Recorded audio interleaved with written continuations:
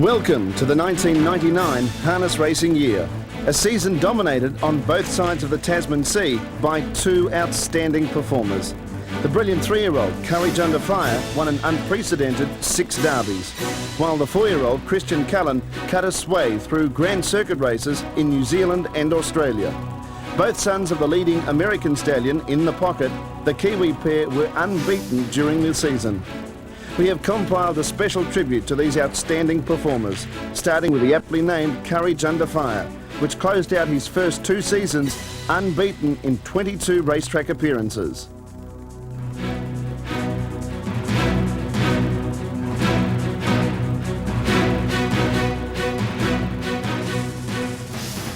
Dunedin owner-breeder Neville Cockcroft certainly showed plenty of foresight when he named his nuggety little black colt Courage Under Fire. A movie buff, Cockcroft named the colt after the war epic movie of the same name, starring Meg Ryan. The pint-sized colt, a mere 14.2 hands, had plenty to recommend him on the score of breeding, being by American stallion in the pocket from the Vance Hanover mare, Advanced Deborah. The second foal of Advanced Deborah, which won the 1990 New Zealand Sires Stake Final, Courage Under Fire descends from a strong maternal family, which includes 1951 Inter-Dominion Pacing Champion, Vedette. Broken in and educated by Wayne Ross, Courage Under Fire was sold to Australian Gold Coast property developer Greg Brodie, and eventually found his way into the stables of Bruce Negus at West Melton near Christchurch. Negus, who earlier acquired Ginger Man, One Way Traffic and Franco Hat-Trick for Brodie, secured the colt on Brodie's behalf for a 6-figure sum, plus contingencies. Even though Neville Cockcroft sold the colt, he still retained an interest in Courage Under Fire. Under one of the contingencies, he received 10% of the colt's winning stakes from Group 1 and Sales Series finals as a 2- and 3-year-old. Awesome in his debut year, the tiny black colt towered over his New Zealand opposition during the 1997-98 season. Courage Under Fire launched his career in a 2-year-old mobile pace at Forbury Park in Dunedin on the 24th of January 1998. Pulling his way to the front, Courage Under Fire won by half a length, rating 2.6.7 for 2,200 metres. After the race, winning reinsman Colin De Philippi declared he had never driven a horse that had raced so greenly and still won. The straight to the 1,800-metre mark, and it's the red-hot favourite, Courage Under Fire. In front by about 1.5 lengths to 2 in second place. In then we've got the Watchman, who's hard on the leader's back. About 3 lengths further away next to Smart Homes, and another 3.5 away to As Yet. 2.5 further back then was Sir Capricorn, and 3 lengths away to Bonnie Cam at the tail of the field. To the 1,600-metre mark they go, and the horse that set the very, very fast time at Ashburton, Courage Under Fire, he shows the way and he's keeping the pace reasonably true. Courage Under Fire by 1.5 lengths from the Watchman, who's got the drop on him and hard on the leader's back. About 2 lengths further away to the stablemate of the Watchman and Smart Homes. About 2 lengths further afield next then is As Yet. It's followed 1.5 lengths further away to Sir Capricorn, and Bonnie Cam is last of all. They ease the tempo over that quarter. Up they work towards the 1,200-metre mark. Now they swing in, and the leader is Courage Under Fire by 1.5 lengths from the Watchman, who's trailing the leader beautifully. About 2 lengths further away next then is Smart Homes. 2 lengths further away to As Yet. Still nothing breaks that Indian file line. Smart Homes does now from 3 back on the fence. As Yet was followed by Sir Capricorn, and last is Bonnie Cam, and must be 8 or 9 off the lead. They've gone past the post now. They're under a lap of the track out, and it's the red-hot favourite, Courage Under Fire, who hasn't been pressured at all. The Watchman's been sitting right on its back, and now Smart Homes for Ellen's Beck. He gets taken up onto the leader's wheel. Sir Capricorn tracks that up and gets the 1-1 sit. As Yet is 3 deep on the fence, and Bonnie Cam is last of all. Into the back they go. They're 700 metres out from home now, and the favourite's been worked on. The favourite's been worked on, you wouldn't believe it. He's certainly not racing like $1.25 and $1.05 shot at the moment. At the 600-metre mark, Smart Homes ran past Courage Under Fire, who now rallies again with the urgings of Colin De Philippi. He got straight back onto the bit, and on the outside, Smart Homes left its gear, but working up to off the back now. Courage Under Fire from now Sir Capricorn worked to second. The Watchman in third place. In his Smart Homes having another go, and Bonnie Cam's coming with it. As Yet is working into it as well. It's a great little 2-year-old race. The 6 horses. Into the lane they come. What's Courage Under Fire got? He's on one rein coming around the bend. Courage Under Fire the inside. Sir Capricorn the outside. They're 200 out. Smart Home's having another go at them. Now the Watchman's been angled out around them. Courage Under Fire from the Watchman. In between them, Sir Capricorn. Courage Under Fire. He is all courage. Courage Under Fire goes down to the line. He did everything wrong, but he'll learn a heap. Courage Under Fire beats Smart Homes and the Watchman. In behind those... Although he won, Bruce Negus sensed something was not right with the colt. An opinion vindicated when Courage Under Fire endured a nasal discharge for 45 minutes after the race. Shaking off that brief travel bug, the colt won by just over 5 lengths at Addington in February, less than a second outside the national record, before winning twice at Addington in early April. On Anzac Day 1998, Courage Under Fire stretched his winning streak to 5 in the $180,000 Yearling Sales Series final at Addington. Courage Under Fire closed out his first season with another emphatic victory in the $150,000 ANZ Bank Sires Stake final at Addington on the 15th of May. The Pocket Rocket cruised to a 2.5 length victory over Cigar and Revenet, rating 159.6 after running his last 800 metres in 57.3 seconds. Looking to give him a bit of a breather here. Out of money's the outside, and here's the new attacker, Cigar. Cigar goes up and the pace goes on at the 800 metres. Revenes is now fourth on the inside. Agent Mulder getting closer. In between horses, Zukiro, but it's retreating. Major Anvil's on its inner, and then wider out to the Watchman. The half and 63.2. But they're licking along now. Stand by your man, Echo Light. Back behind those Buckland Abbey. And down on the inside of Buckland Abbey is Matter of Honour. They race out of the back. They head round to the 400. And it's Courage Under Fire. Cigar's only a head away, followed by Agent Mulder. Then Revene's in the trail, right behind Courage Under Fire. The Mortars will be coming shortly. And it's Courage Under Fire, the inside Cigar. I think he might be labouring a bit. Oh, they're all labouring. Look at Courage Under Fire. He's left them to it. Major Anvil getting through on the inside. Revenes is pulled to the outside. But as they race down, it's Courage Under Fire. Cigars holding second. Revenes and Major Anvil fighting out the minors. But Courage Under Fire and Colin de Philippi sits as still as a church mouse. Down to the line he goes. Cigar second. Photo Revenes, and up on the inside Major Anvil. They were followed a bit further back. Turned out for a spell after 6 consecutive 2-year-old wins, Courage Under Fire stretched his unbeaten streak to 22 as a 3-year-old, including a world record 6 Derby victories. Courage Under Fire was described as potentially the greatest horse New Zealand had ever produced, following his tearaway 5 3/4 length victory in the $150,000 New Zealand Sires final at Addington in November 1998. The colt earned further rave reviews and picked up a unique piece of harness racing history when he won the members' Golden Mile at his North Island debut at Alexandra Park in Auckland on the 11th of December. His first start on the right-handed circuit, he had to contend with a second-row draw, but cruised home by 5.5 lengths in an unbelievable 154.7, slicing a second off the New Zealand age record. 900 metres to go. Colin Butler zooms round the outside with Seafield Raider as they swing out to take the lead. That left Courage Under Fire without cover. Down on the inside now is Smart Homes in the 1-1 is Stevie's there, followed by Highview Hotshot at the 800 metres in 57.9. They're followed then by Stylish Sweetheart, Pocket Me between them in the diagonal stripes. Then we've got Mac Destroyer, Revenes, the tail ender, about 7 or 8 lengths off this leader as they work past the 600 metres. And Colin de Philippi now elects to take the unbeaten colt to the lead. Courage Under Fire led by a length and a half to Stevie's on the outer. Seafield Raiders tucked away in the trail. Pocket Me 3 out on the outside of Smart Homes. Highview Hotshot, then Mac Destroyer, followed by Revenes and Stylish Sweetheart at the tail of the field. Round they come, just over 250 to go in the Group 2, the members' Golden Mile, and it's Courage Under Fire. Courage Under Fire turns for home and going nicely by 2 over Seafield Raider on the outside of Stevie's. At the 150 though, out deeper, Mac Destroyer's coming home pretty well, but it's all over. Good night, Nurse. Courage Under Fire, 11 starts as cold, unbeaten. Oh, this is an easy win. Cruises to the line, Courage Under Fire. 6 lengths, Mac Destroyer second, third. I think Revenes may have just nutted Smart Homes in that photo. They're followed by Stevie's. The first 3-year-old to break 155 under race conditions, Courage Under Fire made it the perfect dozen when he won the $100,000 Great Northern Derby at Alexandra Park on New Year's Eve.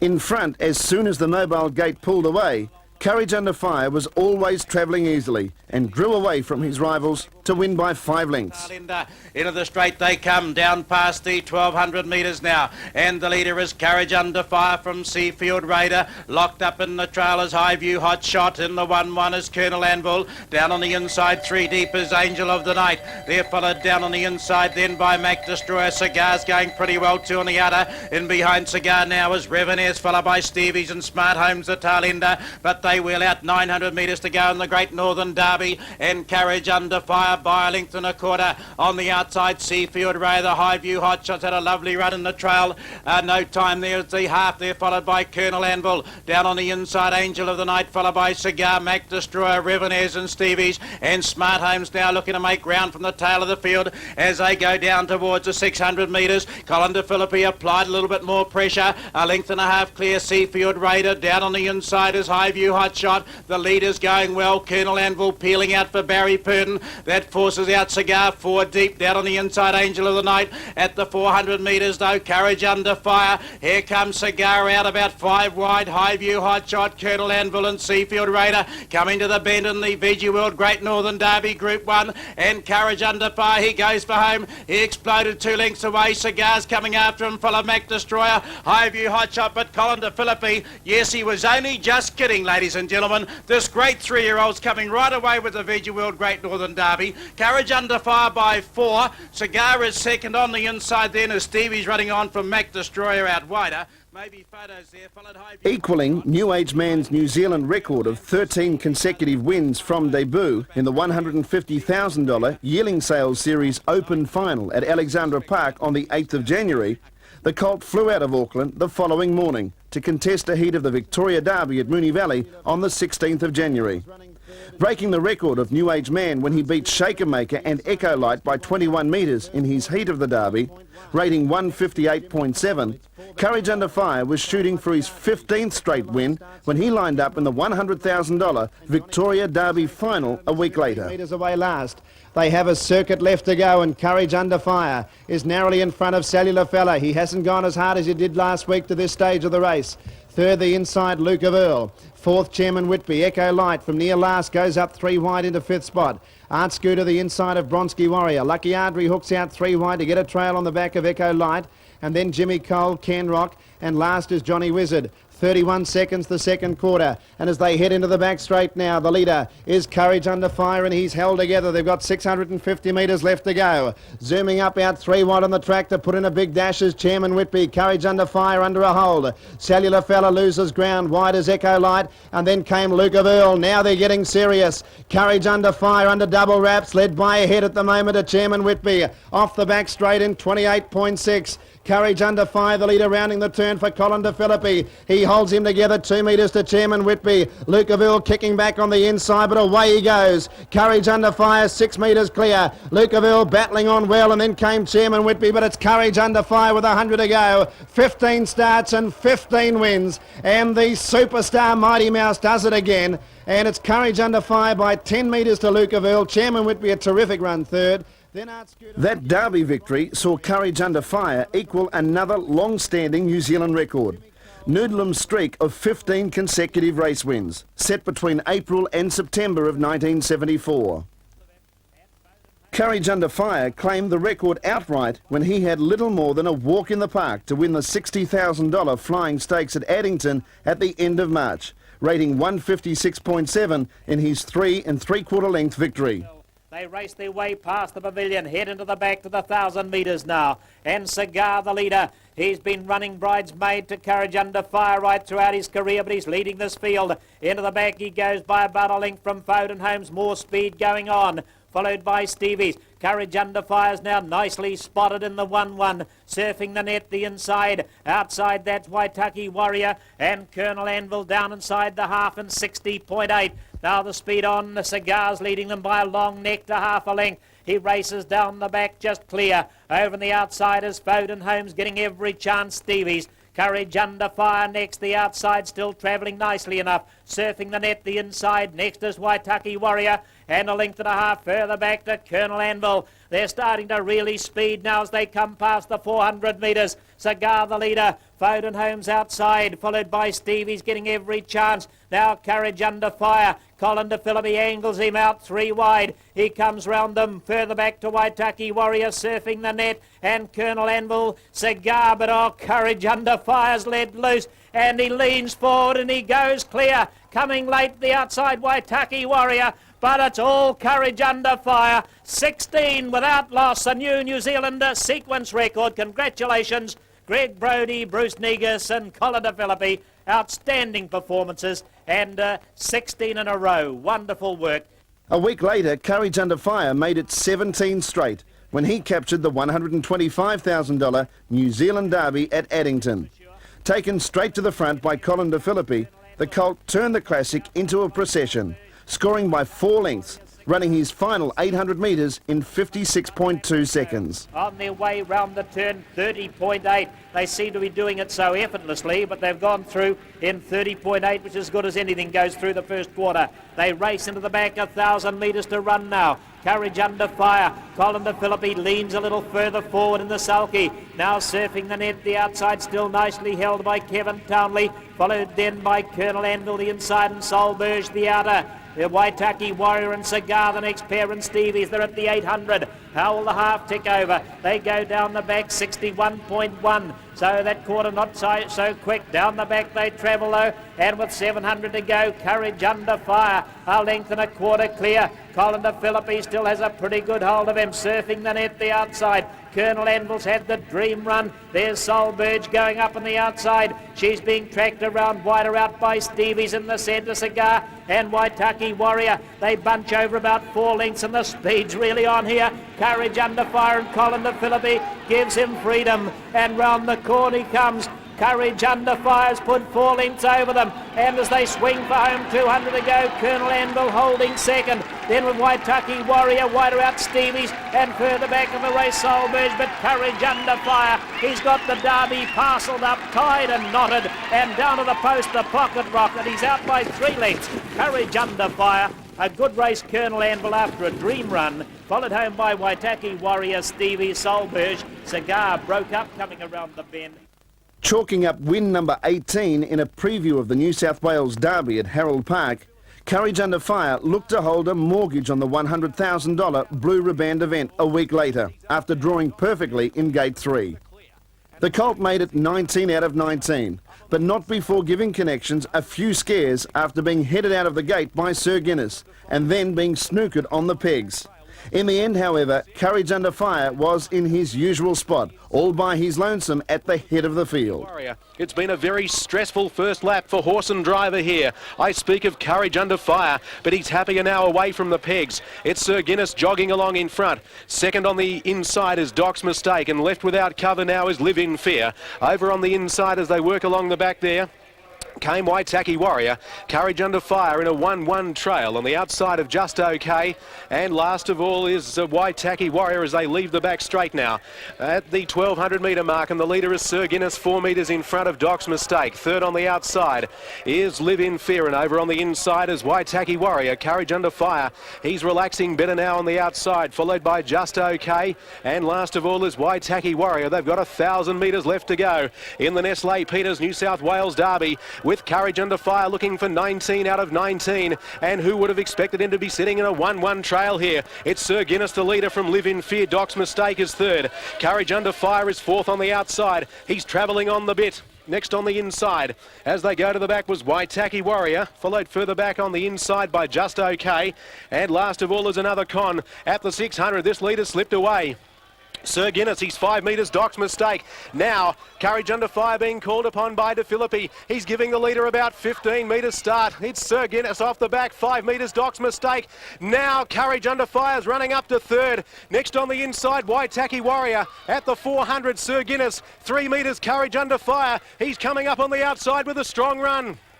on the turn at the 200. Sir Guinness led. Courage Under Fire quickly got level. Courage Under Fire, he's come to save the day. Mighty Mouse is on his way, going for 19 in the New South Wales Derby. Courage Under Fire dashed away from Sir Guinness. Then Doc's Mistaken, just okay down the outside. Courage Under Fire is clear. He is an absolute champion. This is one of the best you'll ever see. Courage Under Fire won by 10 metres, just okay. Doc's Mistake held on for third, ran a cheeky race.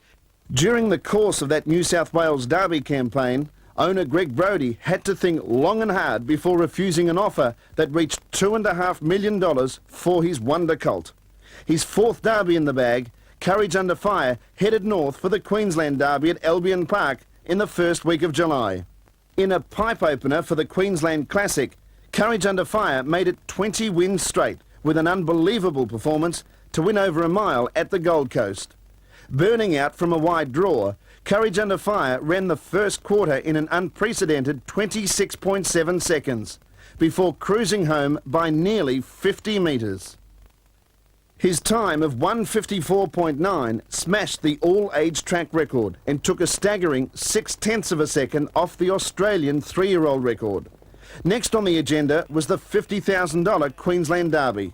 Once again the result was the same. Courage Under Fire first, Daylight second. Of all, first quarter of the last mile, 29 and 6, and De Philippi is holding Courage Under Fire together. 2.50's actually got the head in front on the outside as they go by the winning post. My Way of Thinking is third. Spring Grove left is fourth. 1-1 Sun Cola. He's having the toughest run of his life out 3 wide. Then Bronski Warrior over on the inside. Drop Dead Gorgeous between runners. Punkarama trailing 3 wide. Then came Aussie Dan, Midnight Bronze, and the Watchman is last. No more than 6 lengths off the speed. 30.5 the second quarter, 60.1 the half. The crowd's waiting. They're waiting for the Philippi to let loose on the reins. Sun Cola actually went to second. My Way of Thinking was third, and then came at the head of the others Punkarama, followed by Bronski Warrior. 2.50 gone, then Drop Dead Gorgeous, followed by the Watchman. Well back in the field came Midnight Bronze, and Aussie Dan is towards the tail. They're at the 400 metres. Courage Under Fire's in front by a head. He still hasn't let him go.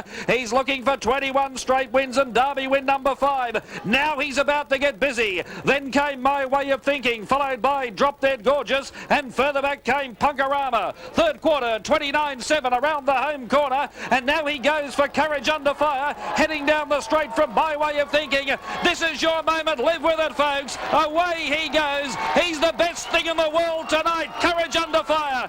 We salute you, little champion. Thanks for the privilege. My Way of Thinking second, Bronski Warrior third. Then came Equalling Tactile's long-standing record of 5 Derby wins, which has stood for 3.5 decades, Courage Under Fire then headed south for his final race of the season, the $100,000 Australian Derby at Moonee Valley on the 24th of July. Billed as a 2-horse clash between Courage Under Fire and Shaker Maker, with Reveille thrown in for good measure, the race lived up to all the pre-race hype.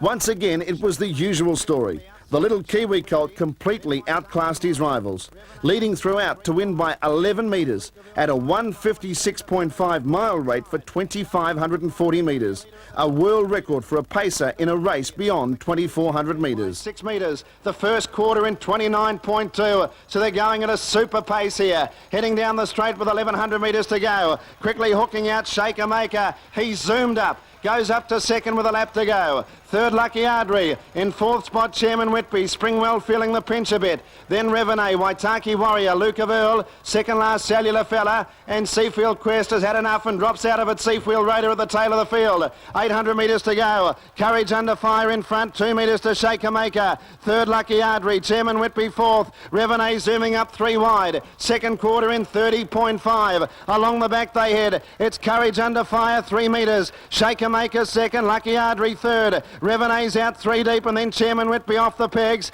They beat off Waitaki Warrior, then came Luke of Earl. Courage Under Fire heading off the back, nearing the 400 metres. 2.5 metres to Shaker Maker. Out 3 wide, Reveille still coming. Then came Lucky Ardrey, Chairman Whitby. Courage Under Fire finds though. De Philippi asked for something, and the little mighty Adam found it too. He answers, bounding away. 6 metres in front. Third quarter, 28.7. Shaker Shakerma sticks on. Revenue to the outside, but it's Courage Under Fire at the 150. 22 starts, 22 wins coming up, 6 derbies and a super horse, a champion. Courage Under Fire wins the derby, the Express Post Australian Derby by 10 metres.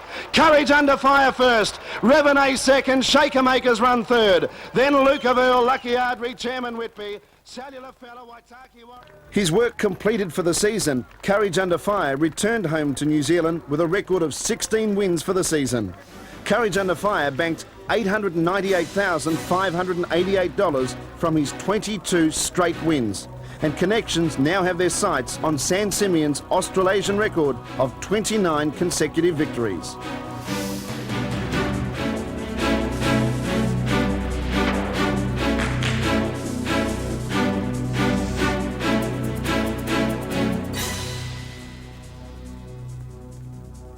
Christian Cullen, a year older than Courage Under Fire, was built more in the mould of the Incredible Hulk compared to the puny Courage Under Fire.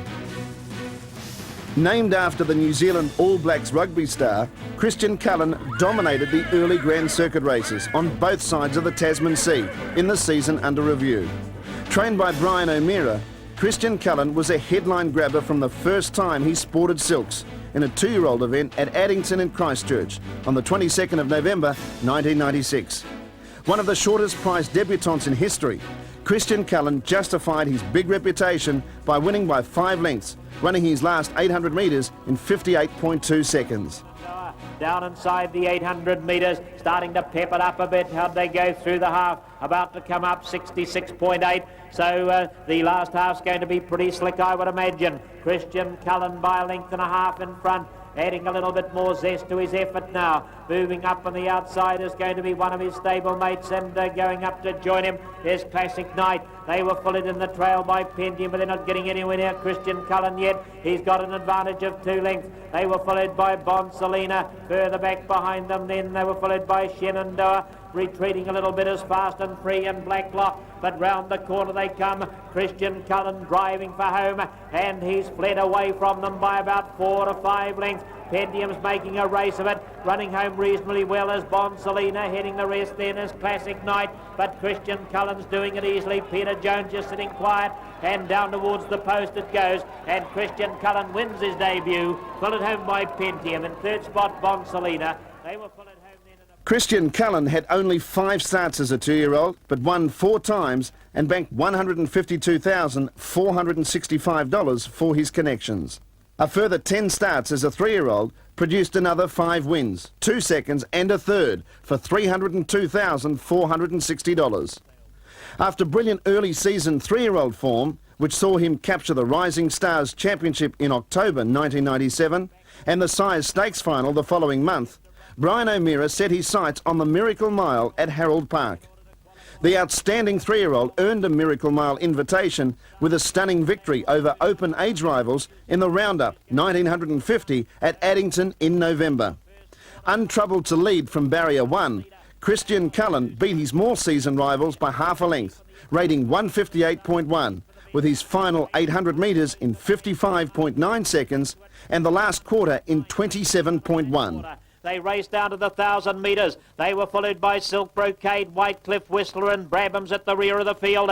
Into the back they travel, head round into the back, and there's not a lot more speed on. But Christian Cullen, now he's going to just step it up a little bit as he gets to the 800 metres. Will he qualify for 750? Into the back they travel. It looks like a leisurely pace. Sitting outside him now is Lavros Voodoo. The half time comes up in 30.5, so no money paid at all yet. Down the back they travel, and as they get to the 600, Christian Cullen going for the lead and trying to win the race now. A length clear of Lavros Voodoo. Anvil Star right on his back. Master Musician in the 1-1. Bradshaw 5th. Silk Brocade is next, then Whitecliff Whistler and Tony H about to send Brabham forward from the back through the 3/4. They race round the turn and Christian Cullen's the leader. Christian Cullen swinging the corner now at 220 metres, 28.9. There's a $12,000 payoff for him anyway. And down the straight he sprints away from them. Christian Cullen, Danny Campbell rating him well. Anvil Stars coming at him on the inner now. And further out Lavros Voodoo, Brabham through the middle. But Christian Cullen's going to see it through. Christian Cullen got home to win it. Anvil Star then Lavros Voodoo and Brabham, and in amongst those Whitecliff Whistler. Aiming to create history by becoming the first 3-year-old to win Australasia's Premier Sprint, Christian Cullen bowed out in disgrace without stepping onto the famous Glebe circuit. Stewards ordered the withdrawal of the 3-year-old after a pre-race swab revealed the presence of the prohibited substance heptaminol. The colt was subsequently banned from racing, but O'Meara was seething a week later when notified that testing of the reserve urine sample taken from Christian Cullen had found the swab's accompanying control fluid had been contaminated.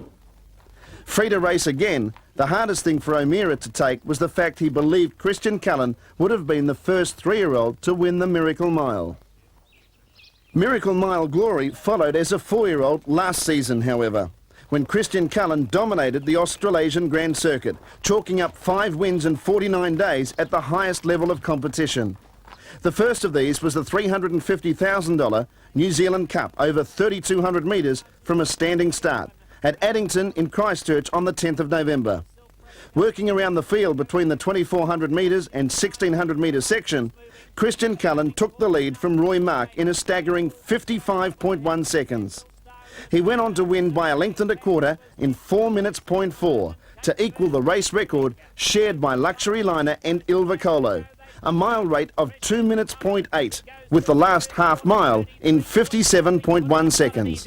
They race round past the pavilion now. Christian Cullen a length and a quarter. Roy Mark trails. Heracles has moved up on the outside to sit in the open. On the inside of them, Franco enforced 1,000 to run. Tact Halls, he's 3 wide. In amongst them, Anvil Vance. Anvil Stars on its outer. Silk Brocade, followed by There's a Franco. Kate's first is 3 wide. Brabham the inner. Between them, Surprise Package. Sam Malone, Adio Routine, 800 left in the cup. And down the back, 64.1. I don't think there's going to be any record in this race because it's going to be a fairly leisurely pace, except for this last 600 metres. And Christian Cullen about to set them alight.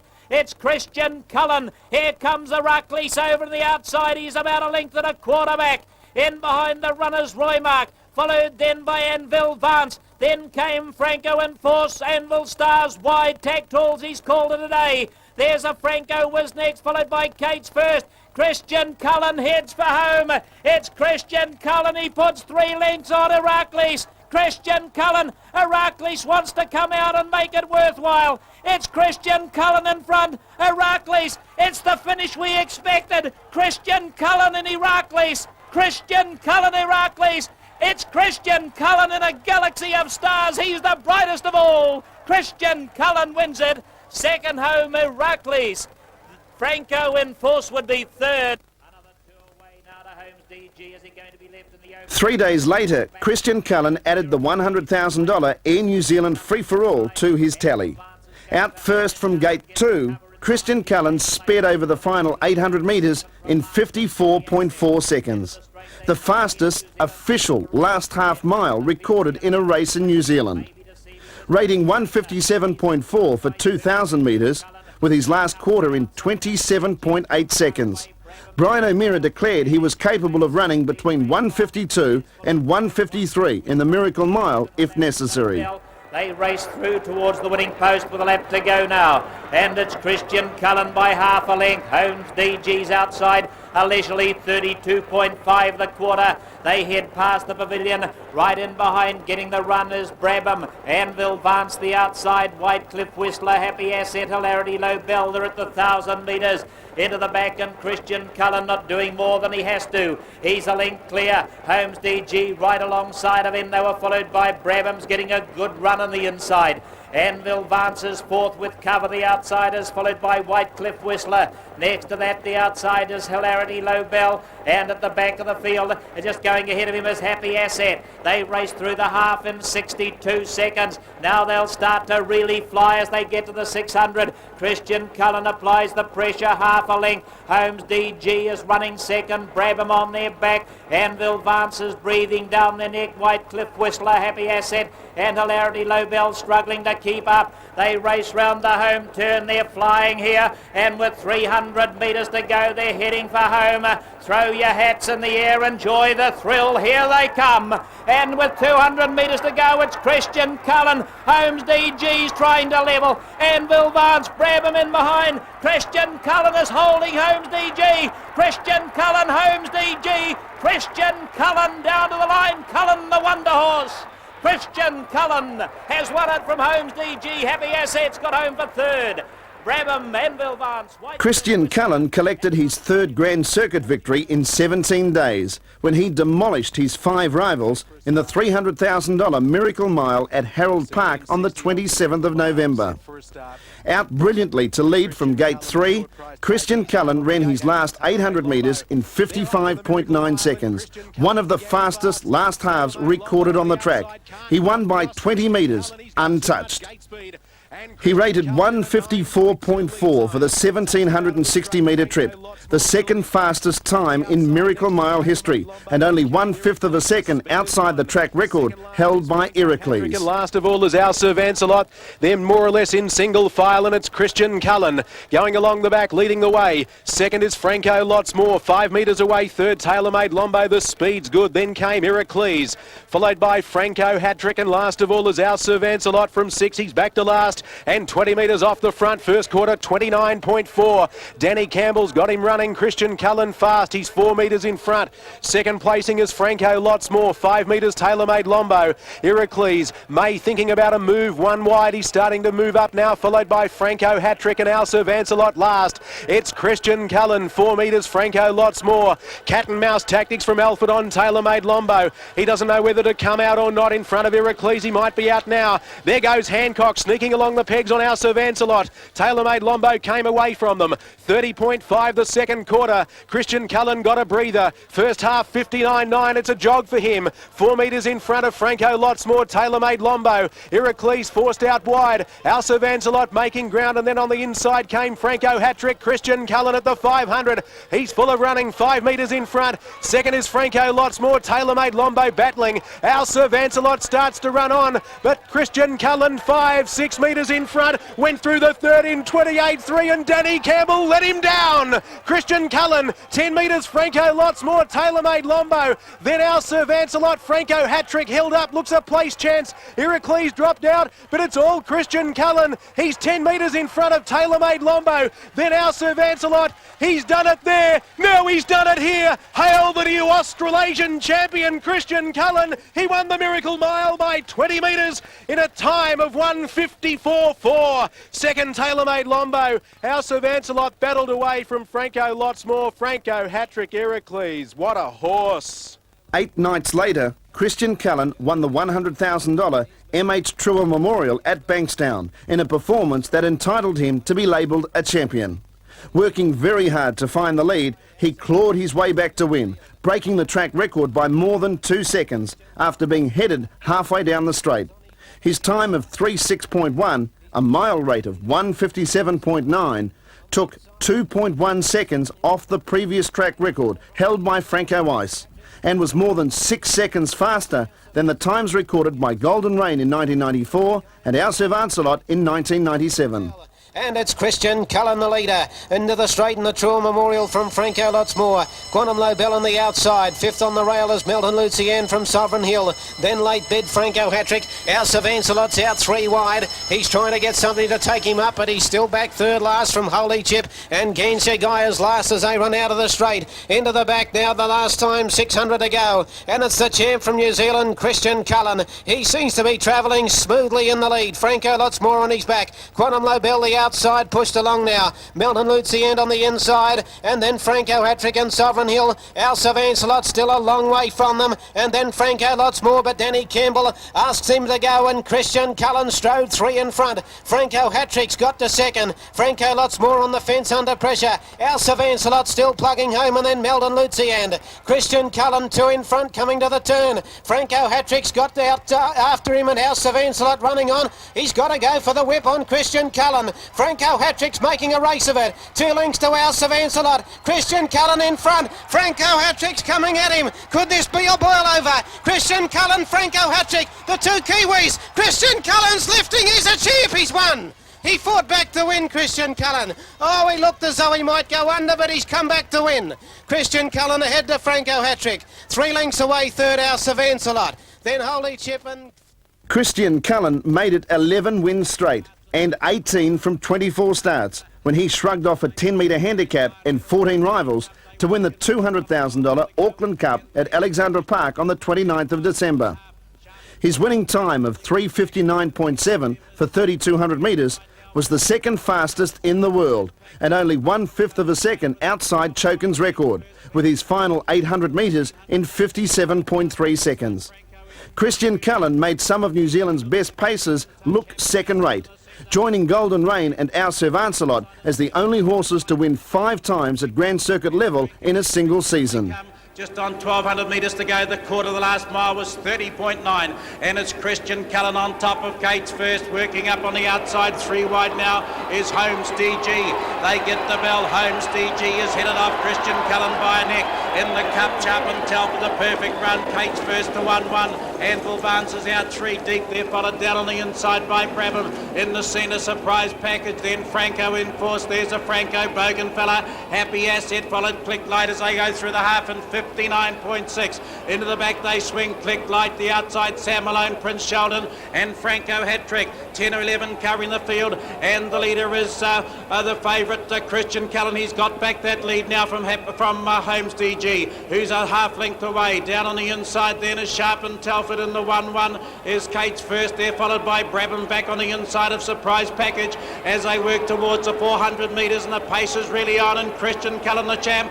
He's been hard held at this stage and he's fair flying now. Christian Cullen to Holmes DG, and they're followed by Sharp and Telford.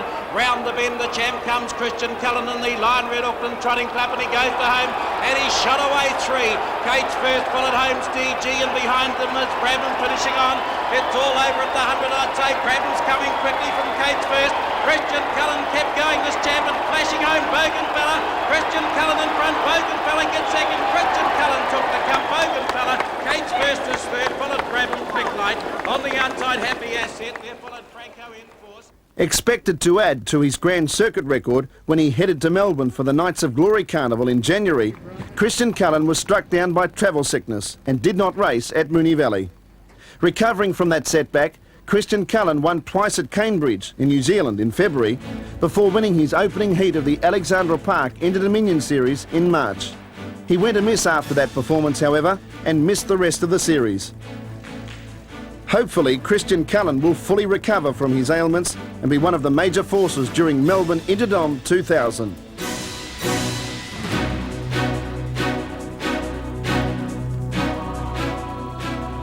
There were plenty of other top-class pacers and trotters on show during the 1998-99 Australian and New Zealand harness racing seasons. The Grand Circuit stars, the established free-for-allers, plus the rising 2- and 3-year-old stars on both sides of the Tasman Sea.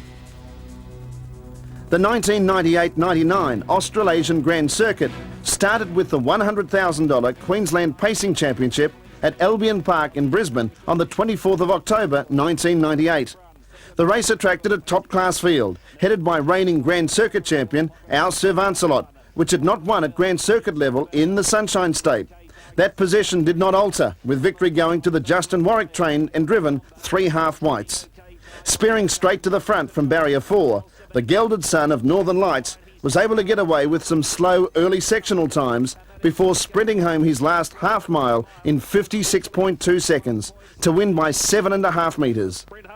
And 3 half-whites for the moment, has all the aces up his sleeve. He leads at the 800 metres. The next quarter was paced in 31, the half in 62.7. He's a length in front. Northern Brewer second. Meldon Lucian snookered in behind the speed third. OK Tiber has crept up steadily. He's gone to 4th and 3 wide. Pocket Battleship strung up in traffic. Quantum Lobel over on the inside. Tailor Made Lombo trailing up nicely on the back of OK Tiger. Then Adios Oztrax, Young Mr. Charles, followed by Son of Pearl. Hancock said it's time to go, and our Sir Vancelot, but he's a mile back. He's 5 wide. He's second last at the 400 metres, and Franco Hattrick faces a Herculean task. 300 metres left to go. They jazz down the back in 28.5. He's travelling this leader. 3 half whites is going as well as anything. Northern Brewer is sticking on grimly, then Melton Lucian, followed by Tailor-Made Lombo. The others can't win. 3 half whites set sail from the run to the judge in front. Trying hard, Melton Lucian, and then came at the head of the others, Quantum Low Bell with Sir Vancelot, but 3 half whites, Justin Warwick is too good. 3 half whites beats Quantum Low Bell, diving through Melton Lucian and Tailor-Made Lombo.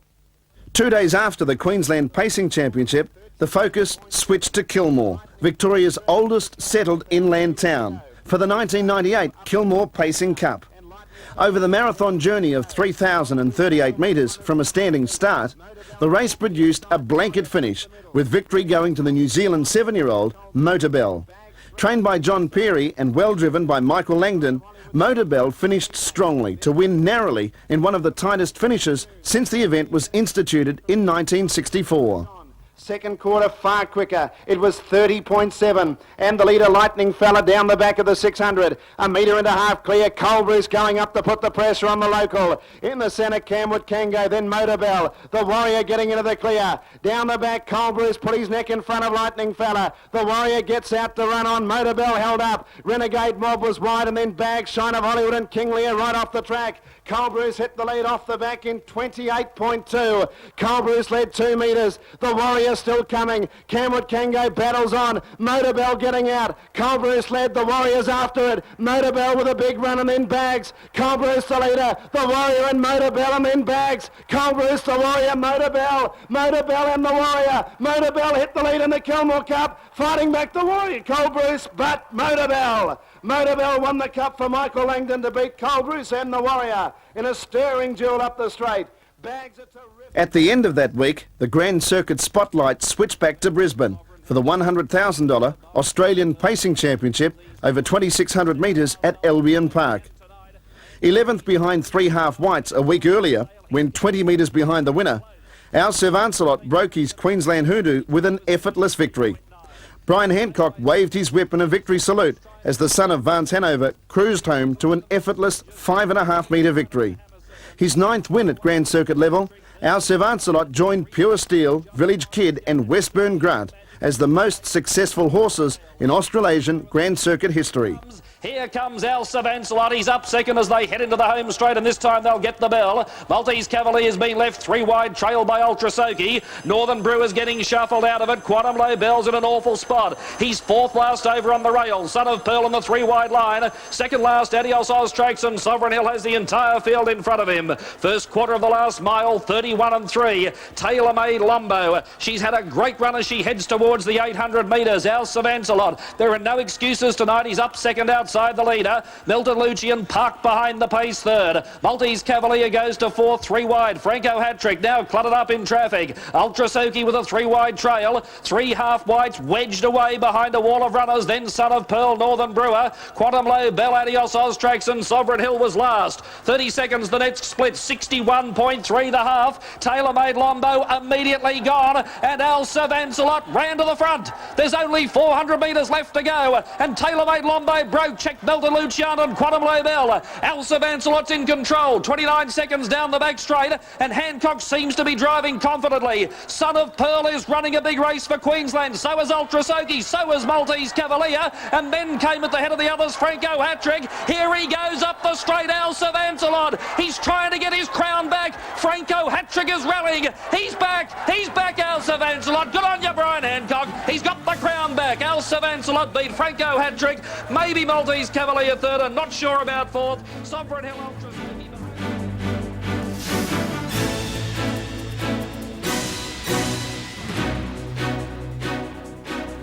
A week later, Brian Hancock and Sir Vancelot threw down the gauntlet to 3 half whites in the Legends Mile at Moonee Valley.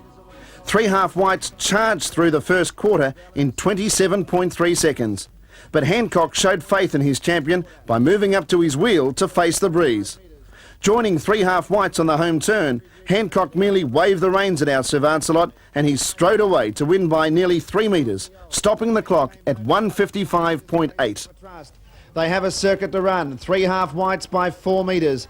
Our Millers Road second. Our Sir Vancelot getting a bit closer now. Third the outside from Country Duke.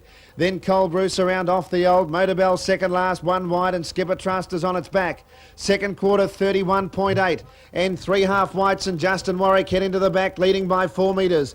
2 hours Our Millers Road on the inside of Our Sir Vancelot. Cole Bruce tracking Our Sir Vancelot. Country Duke on the fence. Then Motorbell and off the old, and Skipper Trust is last. Along the back, 500 out, and 3 half whites is 3 metres in front. Our Sir Vancelot getting a little bit closer. Our Millers Road third, Cole Bruce is fourth, and then Country Duke, Motorbell off the old, and Skipper Trust. 3 half whites off the back in 28.5. Our Sir Vancelot's issuing the challenge. 2 metres to Our Millers Road, and then Cole Bruce. 3 half whites being joined by Our Sir Vancelot. 3 metres to Cole Bruce and Our Millers Road, turning for home, and they're flying the guns. Our Sir Vancelot hit the lead from 3 half whites. Cole Bruce running on. Our Sir Vancelot's finding something. Cole Bruce can't get him, and the champ's back in town. Our Sir Vancelot, the best in the business, has won it. Our Sir Vancelot beat Cole Bruce and Our Millers Road. Then Country Duke and Allwood's Chief. Honouring a promise to Newcastle officials, Brian Hancock and Our Sir Vancelot were on the road again a week later, this time to Newcastle for the Tooheys Invitation Mile. Facing the breeze, Our Sir Vancelot scored narrowly in 157.3, well outside Quantum Lobel's Australasian record of 153.1, set in the same race a year earlier. It was Hancock's 5th successive win in the Newcastle Mile as a trainer, but ironically, his first as a driver, after missing the 3 winning drives on Sableyes between 1994 and 96, and then Quantum Lobel in 97. Over on the inside, Maltese Cavalier and a half a length, and 3 deep is Pocket Battleship. Young Mr. Charles takes them down the back, and with 600 to go, led the way a half length to Our Sir Vancelot, getting a little bit closer. Gancia Guy out 3 deep, followed by Modern Lucienne, and then came Commander Monty. They were followed on the outside by Franco Lots More, Kiwi John, and they are really starting to stack up. That second quarter down the back in 31.9, and with 400 to go, it's Young Mr. Charles joined on the outside by Our Sir Vancelot, and neck and 3 deep, Gancia Guy, followed by Modern Lucienne. Franco Lots More pull to the outside, and then Kiwi John and Commander Monty around the turn for home. Our Sir Vancelot went to the lead. Gancia Guy down the outside is issuing a strong challenge, and then Franco Lots More and Modern Lucienne. It's Our Sir Vancelot. He's digging deeply. He's a half in front. Modern Lucienne is flashing along the inside, but Our Sir Vancelot in front, and Our Sir Vancelot. Our Sir Vancelot from Gancia Guy. Close up Franco Lots More, and on the inside Modern Lucienne. Less than a week later, the first Group 1 event of the season for Trotters, the $100,000 Dominion Handicap, was run at Addington in Christchurch, New Zealand. The race attracted leading Australian trotters, Night Pistol and National Interest, but they were both unplaced behind Cedar Fella, which ran the 3,200 metre trip in 4:08.1. Driven by Ricky May and trained by Warren Stapleton, Cedar Fella led for the last 1,900 metres before winning by a head. National Interest finished 7th, with Night Pistol well back after breaking twice.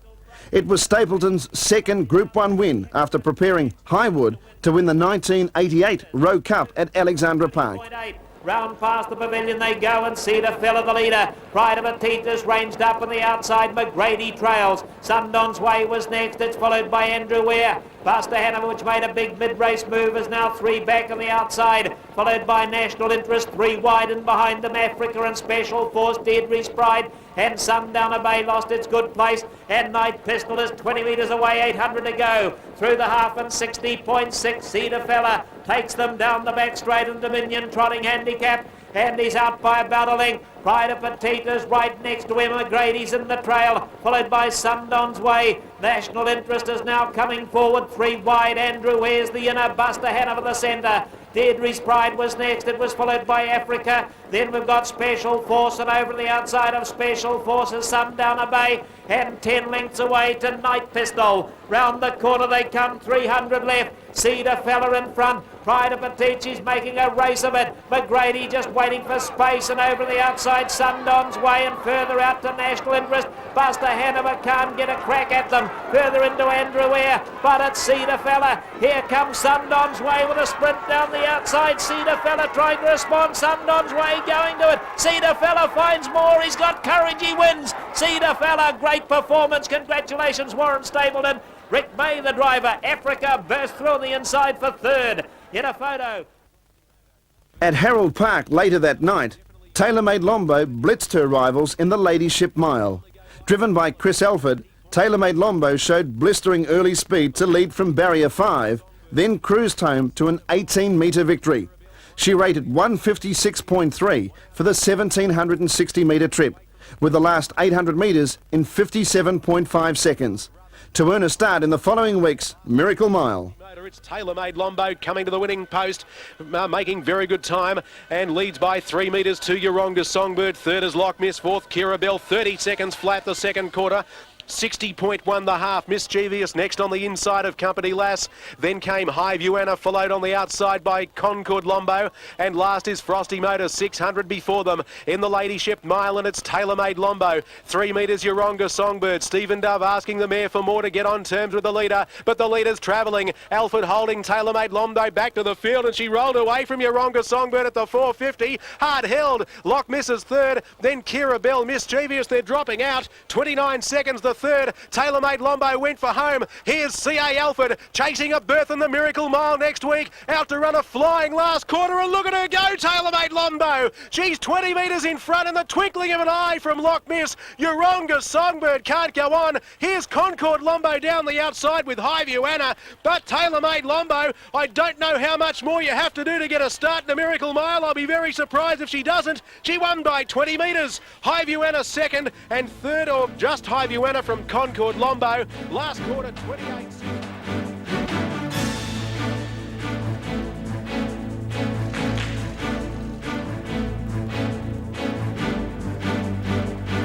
After her gallant second to Christian Cullen in the Miracle Mile, TaylorMade Lombo headed to Perth for the Group 1 Golden Nugget at Gloucester Park. A hot favourite, TaylorMade Lombo had a tough run, but weakened badly from the home turn to beat only one home. Victory went to the Ross Oliveri train and Chris Lewis driven Saab, which led throughout to win by nearly 7 metres, rating 158.8 for the 2,500 metre journey. They come down the straight to get the bell. That quarter in 30.1. It's been very solid. The half in 59.8. Saab looked to be going okay. A half length away is Just Alone, who's run a great race. On the fence, Touch of Zam. Alfred about to go again on the champion mare. She hooks out now, TaylorMade Lombo. Followed by Renaissance, Golden Gears. Arboretum around them, and then In the Rain, and further back to No Peking. At the 500 now, they're sprinting up front, but Saab looked to be travelling well. 3/4 of a length away, TaylorMade Lombo. She gets serious. She knuckles down to her task, and she moves to second. 29.7 that quarter. Touch of Zam switched to the fence, and then Just Alone, Renaissance. Arboretum is coming home well out wide. They're coming from everywhere, but Saab still led around the turn, and Lewis kicked him away. TaylorMade Lombo's gone. Down the outside, Arboretum. Now Touch of Zam, but Saab is well clear. It's more history. It's another champion from Classic Gary, and Saab wins the Nugget easily. Second, I think, Touch of Zam. Golden Gears pelted home. Arboretum close up, followed in. Local 4-year-old Simply Electric earned himself a shot at the Tasmanian Pacing Championship when he scored a devastating victory in the Hobart Pacing Cup on Boxing Day 1998. Trained by Peter Giebel and driven by Scott Ford, it was a popular hometown win as Simply Electric powered away from some high-class mainland rivals. With Ford allowed to dictate his own terms in front, Simply Electric was untroubled to win by 3 metres, rating 205.7 for the 2,750 metre standing start event. Simply Electric on the inside, just in front. In second place on the outside is Captain Rufus. Future Wipe still holding the third spot on the rails. Ottawa Soleil is still holding the one out, one back. Wynyard's Gold is out 3 wide. Anvil Star around the outside. Next is followed by Defibrillator. Then came Quite Pale Face and Nifty Knight. Down the back straight they go with 500 metres to travel. Simply Electric is in the lead. The Hobble Shotters are released, and it's got out to lead by a long neck. In second place is Captain Rufus. Future Wipes back travelling third, being followed further back in the field into Wynyard's Gold. But off the back they go, and Simply Electric finding the answers. He's driving hard on Captain Rufus, but there's no response. It's Simply Electric just in front of the corner. In second place, Captain Rufus. Then there's a long gap to Future Wipe running third, being followed further back to Wynyard's Gold. But in the straight, and it's all Simply Electric. In second place, battling on as Captain Rufus, but Simply Electric comes away and wins the Cup. Simply Electric first, second in the race was Captain Rufus, third Defibrillator, just cut Future Wipe out of the money. Our Sir Vancelot also turned in a top-class trial for the Tasmanian Pacing Championship when he won the $50,000 Ballarat Cup on a heavily rain-affected track. Carrying 13, our Sir Vancelot did not appreciate the heavy conditions, but showed his class with an emphatic victory. Our Sir Vancelot then headed south for the Tasmanian Pacing Championship in Hobart, the scene of his second Inter-Dominion triumph 10 months earlier. Last, 800 metres left to travel, the second quarter in 32.6. And Colbruce led 3 metres to our Sir Vancelot. Off the old third, Skipper Trust is fourth. Then Country Duke, Breeny's Fella. Next Camwood Kango. Over on the inside was Platonic. Tailor-Made Lombo going between King Lear and our Millers Road, and Quantum Low Bella's back last. Colbruce the leader, 500 left to go. He's 2.5 metres to our Sir Vancelot. Off the old third, Skipper Trust is fourth. Then Breeny's Fella, Country Duke, Tailor-Made Lombo, 20 metres off the lead. Third quarter in 28.8. And the leader, Colbruce. Our Sir Vancelot's only a neck away. 4 metres to Skipper Trust. Round the turn, Colbruce led from our Sir Vancelot. Then Skipper Trust. Colbruce shifts away from the inside. Our Sir Vancelot up to join him. Then Skipper Trust. Our Sir Vancelot, the leader. Skipper Trust is running on out wide. Our Sir Vancelot's in front though, but the superstar's back. Our Sir Vancelot wins the Ballarat Cup by 4 metres to Skipper Trust. Third in Tailor-Made Lombo, an eye-catching run. Over at Globe Derby Park that same night, the John Justice trained and driven Shaker Maker had little more than a walk in the park to win the South Australian Derby, rating 159.5 without being fully extended.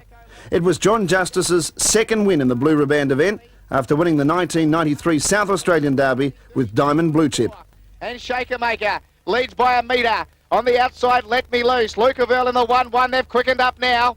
Next on the inside was Not So Cheap, a Tromatos. He's travelled beautifully in the run. On his inside, Call Me Aussie. Echo Light next around Greenwood Cam. Then Fantasy Dash, Classy Willie. Friends for Life last of all. They're about to head into the back in the Derby. Second quarter, 31.6. First half, 63 seconds. Here come the big guns now. Shaker Maker the leader, led by 2 metres to Lucaville, running to second. Not So Cheap third. Let Me Loose gone. A Tromatos starting to work into the race. Then Echo Light, Fantasy Dash and Friends for Life, both a mile back, but at the 300. Shaker Maker led 3 metres to Lucaville. A Tromatos out 3 deep. No run for Not So Cheap, and then Echo Light and Fantasy Dash on the turn. And John Justice about to ask this striking son of Bookmaker to go. Shaker Maker, he's 4 metres in front of Not So Cheap. Then Lucaville, a Tromatos, Echo Light and Fantasy Dash, but it's all Shaker Maker. Far too good. And Shaker Maker wins the Derby. Wins by 4 metres to Not So Cheap. Lucaville third. Look at Fantasy Dash late.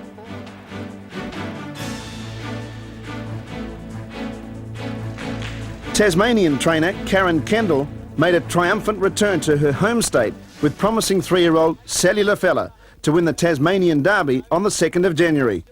Born in Devonport, Kendall had recently relocated to Victoria to set up stables at Bacchus Marsh. Driven by Ross Williams and confidently backed from 12-1 to 9-2, Cellular Fella showed plenty of courage to tip out the odds-on favourite Lucaville right on the line. They're still well bunched up though, coming to the post with 1 lap to go, where Lucaville is in the lead. Cellular Fella running second on the outside, travelling 3 deep is Trip to Heaven going out of the straight. Vancouver Mac holding its position on the rails and still in the 1 out 1 back. Is not under suspicion. Regrowth is second last and Blake Hanover is last, but they're well bunched up. Lucaville, who's led right from the start, shows the way into the back straight. Cellular Fella in second place on the outside. Trip to Heaven out deep. It's being followed by Not Under Suspicion, Vancouver Mac. Then came Regrowth and Blake Hanover. But off the back, coming towards the home turn, they've got 300 metres to go. Lucaville is in the lead. Cellular Fella in second place, followed by Not Under Suspicion. Giving ground now is Trip to Heaven as Regrowth goes out to make a run. Vancouver Max angling off the rails, looking for runners. They come into the straight. Lucaville leads the Derby field for the judges. They straighten up. Cellular Fella on the outside goes up the challenge, runs away. I don't know whether it got a hit from Hancock's left, but down to the line they come. It's a photo and Cellular Fella might have got up and won it from Luke of Earl. Vancouver Mac was third. They were followed in behind them by Blake Hanover on the rails. Wide out was Regrowth. Later that night in Hobart, Tailor-Made Lombo made amends for her abysmal Golden Nugget effort by winning the $100,000 Tasmanian Pacing Championship to join an elite group. Rating exactly 2 minutes for the 2,030 metre trip, the daughter of Troublemaker became only the fourth mare to win a Grand Circuit race in the 90s, joining Blossom Lady, Kate's First and Norm's Daughter. Over to the 600 they go the last time, and at it again is still in the lead. Brewer is running second. On the rails is Jurassic Jack. They were followed in on the outside by Tailor-Made Lombo. Our Sir Vancelot's out about 4 wide as they go into the back straight. Defibrillator giving ground. Simply Electric's there with them, followed by Anvil Star, Captain Rufus and Bacca Benahi. Past the 400 they go to the turn out of the back straight. At it again is in the lead. On the outside, Tailor-Made Lombo and our Sir Vancelot. 3 deep is coming half-fast at them now. So they were followed by Northern Brewer.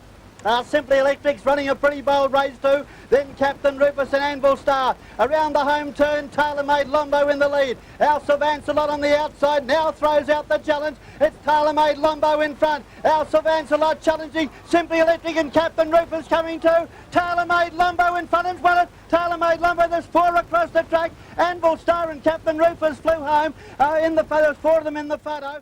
The Grand Circuit switched to Perth later that week for the $110,000 Fremantle Cup at Gloucester Park. Justin Warwick had 4 starters in the Group 1 event and made the right decision when he elected to drive the winner, Ted Barry. Forget Punxsutawney, that quarter in 29.8. The half in 60.7, out of the straight, past the bell, Ted Barry running a bold race in the van. He's a length on Nebulizer, about to be called upon, and Little Hale, the judge, is sitting pretty. He waits on a run. Shattering Class, every possible chance, followed by Deposit Paid. Hero's Night waiting for Shattering Class to go. Then Lightning Fella. Try a Fluke out deep, followed by Southern Salute, by Admiral in that group. And then Allwood's Chief, Oraton Hill, Golden Goddess. Down the back in 29.2, and Ted Barry at the 250 leads a length on Nebulizer. Now Shattering Class taken 3 wide, is running on gamely. Wider still, Hero's Night, and then Hale the judge. The rest headed by Deposit Paid. Around the turn though, and Ted Barry is clear. Now Shattering Class starts to run on. Wider out, Allwood's Chief from nowhere, but it's Ted Barry in front. Shattering Class, Allwood's Chief is mowing them down, but Ted Barry wins the Fremantle Cup. Justin Warwick ecstatic. He beat Allwood's Chief. It's a Warwick Quinella. Shattering Class ran 30, got very weary in the straight. He lugged up the... Earlier that night, Bogan Fella turned in a record-breaking performance to win the Group 1 $60,000 City of Auckland free-for-all at Alexandra Park. Driven by David Butcher, Bogan Fella sprinted home strongly to beat his stablemate Brabham and Kate's First by half a length. His time for the mobile 2,200 metres was 2:38.2, a mile rate of 1:55.7, which clipped a second off-the-track record of 2:39.2 set by Franco Weiss in December 1990. As they race past the 800 metres, only 6 first to last, 59.5 to half. So into the back they go now in the City of Auckland free-for-all, and the leaders. On the inside is Sam Malone. Kate's First is eyeballing it on the outside. Franco hat-tricks deeper out. Happy Asset, the perfect 1-1 seat back on the inside to Brabham. They're followed by Surprise Package, Masterclass. Bogan Fella's got back on the inner, and Prince Sheldon's 3/4 of a length away. They come off the back, 450 to go, and Kate's First is now the leader. Kate's First shows out now to Franco hat-trick, poised on the outside. On the inside, Happy Asset, followed by Surprise Package, then Brabham. Further back then to Masterclass and Bogan Fella, but round they come, and Kate's First to Franco hat-tricks going well and ready to pounce. They're followed Happy Asset, then Surprise Package. Brabham's down the outside. Bogan Fella's not far away. Kate's First is giving plenty. Happy Asset now. Brabham starts to hit top gear. On the outside, Brabham, Kate's First and Happy Asset. Brabham out wider, and Bogan Fella's best of them and got it. Bogan Fella photos, Brabham, Happy Asset, Kate's First, and with its Surprise Package. Franco hat-trick. At Moonee Valley the following night, New Zealand trotter Special Force literally walked off the plane to win the Group 1 $50,000 VL Dallard Cup. The plane carrying Special Force, Buster Hanover and Sundowner Bay from Auckland was delayed by mechanical problems and minor wing damage, and landed in Melbourne just over 3 hours before the race. Special Force, driven by Todd McFarlane, showed why New Zealanders rated him an emerging star, with a sparkling display, sizzling over the final quarter in 28.3 seconds. Meters off the lead. They have a lap left to go in the Group 1 VL Dallard Trotters Cup. And Special Force is the leader. By a metre, 2 Night Pistol. Bonspiel Chewy third behind the leader. Fourth is Buster Hanover. Fifth is Rocky on the inside of Kai Valley Prince. Second quarter in 32.6. Then Laurie's Legacy inside Alaward Ray. National Interest is second last and Nupi Kiosk at the rear of the field. 700 left to go. Special Force only a neck in front. Night Pistol starting to work him now. Third Bonspiel Chewy. Buster Hanover fourth. Then came Rocky, niggled at likewise Kai Valley Prince. At the 500 though, Special Force is a neck in front of Night Pistol. Bonspiel Chewy locked away on the inside from Buster Hanover. Then Rocky, Kai Valley Prince, Laurie's Legacy and Alaward Ray. Third quarter in 29.8 and it's Special Force a metre and a half in front of Night Pistol. No run Bonspiel Chewy. Buster Hanover fourth and 5 metres off the lead and they're the chances. Round the turn in the Dallard Trotters Cup. Special Force led by 2 metres to Night Pistol. Buster Hanover to the outside. No run Bonspiel Chewy. Special Force in front of Night Pistol, who's trying to rally. Buster Hanover the outside. Special Force going well though. He's clear from Night Pistol and Special Force all the way. Special Force won it. Special Force beat Night Pistol and Buster Hanover. Bonspiel Chewy never saw daylight. Then Kai Valley Prince. Earlier that night, Tailor-Made Lombo overcame an injury scare to win the $50,000 Grand Prix for 4-year-olds. Unable to put one of her hind legs on the ground for 2 days leading up to the race, Tailor-Made Lombo had to call on all her courage and talent to fight off the challenge of emerging star Safe and Sound to win narrowly. Driven by Chris Alford, the mare ran her last mile in 1:57.7 and her final 800 metres in a sparkling 56.5 seconds to win by half a neck. And it's Tailor-Made Lombo by a metre and a half to Safe and Sound as they head out of the straight, with Old Black Magic behind the leader third and Senior York is fourth. The second quarter in 30.4, so they're getting quicker. Fifth on the inside, Greek Gambit from Sly By, and away from the rails, Franco Looks Good is last. 700 left to go as they work into the back, and it's Tailor-Made Lombo, Chris Alford. 2 metres in front of Safe and Sound. Then Old Black Magic, Senior York has travelled well on the run, but is still 6 metres off the lead. Then Greek Gambit, Sly By, and Franco Looks Good. Off the back straight, Tailor-Made Lombo, 2 metres to Safe and Sound, Old Black Magic and Senior York. Third quarter in 28 seconds, and the mare holds sway by 2 metres at the 300. Senior York eases out 3 deep, and then Old Black Magic struggling. Tailor-Made Lombo turns 2 metres to Safe and Sound. Senior York is sticking on well. Into the straight, Tailor-Made Lombo 3 metres to Safe and Sound. Senior York to the outside. Tailor-Made Lombo led. Safe and Sound trying to come at it. Tailor-Made Lombo lifting though. She's a metre in front. Safe and Sound can't get her, and Tailor-Made Lombo won it by a neck. Great run the runner-up, Safe and Sound. Third in Senior York. Then Sly By, Franco Looks Good, Old Black. That night at Globe Derby Park, Ryan's Day provided leading Adelaide reinsman Jeff Webster with his biggest win by taking out the $100,000 South Australia Pacing Cup. Trained by Merv Williamson until a week before the Grand Circuit event, when Webster took over his preparation, Ryan's Day led throughout to win by 4.5 metres, sprinting the final 800 metres in 57.6 seconds. And the leader, Ryan's Day. Ryan's Day by 2 metres to Roscoe Robust. Third on the inside, Northern Brewer. King Lear in the 1-1. Our Sir Vancelot's been 3 deep for nearly a lap and he hasn't made up much ground. 3 back the inside, Gold Hero. Anvil Stars badly held up in the centre. Out 3 deep, Breeny's fella with a ride home. Then keep it up on the inside of Quantum Lobel. And Skipper Trust was last of all. They're about to head into the back. They're going to sprint home very hard. Second quarter, 30.4. The first half was only 63 seconds. Ryan's Day led 2 metres to Roscoe Robust. Third on the inside, Northern Brewer. King Lear now coming out 3 deep. Our Sir Vancelot's now out 4 deep and with a bit to do, the champ. Further back in the field then, going between runners now was Keep It Up. They work off the back. At the 300, Ryan's Day led 2 metres to Roscoe Robust. Northern Brewer needing a run. Al Sir Vancelot right off the track. Starting to get into the clear now. Anvil Star, he got into trouble though and galloped. Getting knocked down, Breeny's fella. On the turn, Ryan's Day led from Roscoe Robust. Here's Al Sir Vancelot starting to move up. Northern Brewer looking for a run. Ryan's Day in front. It's Jeffrey Webster. It's a South Australian Cup. And Ryan's Day beats Northern Brewer. Al Sir Vancelot third. Keep It Up fourth. With Christian Cullen ruled out of the Victoria Cup at Moonee Valley with travel sickness, another emerging Kiwi star, Holmes DG, claimed the Group 1 event. driven by Barry Purdon, Holmes DG, with the advantage of an inside draw, was able to hold out our Sir Vancelot for the lead in the run to the first turn and was never headed.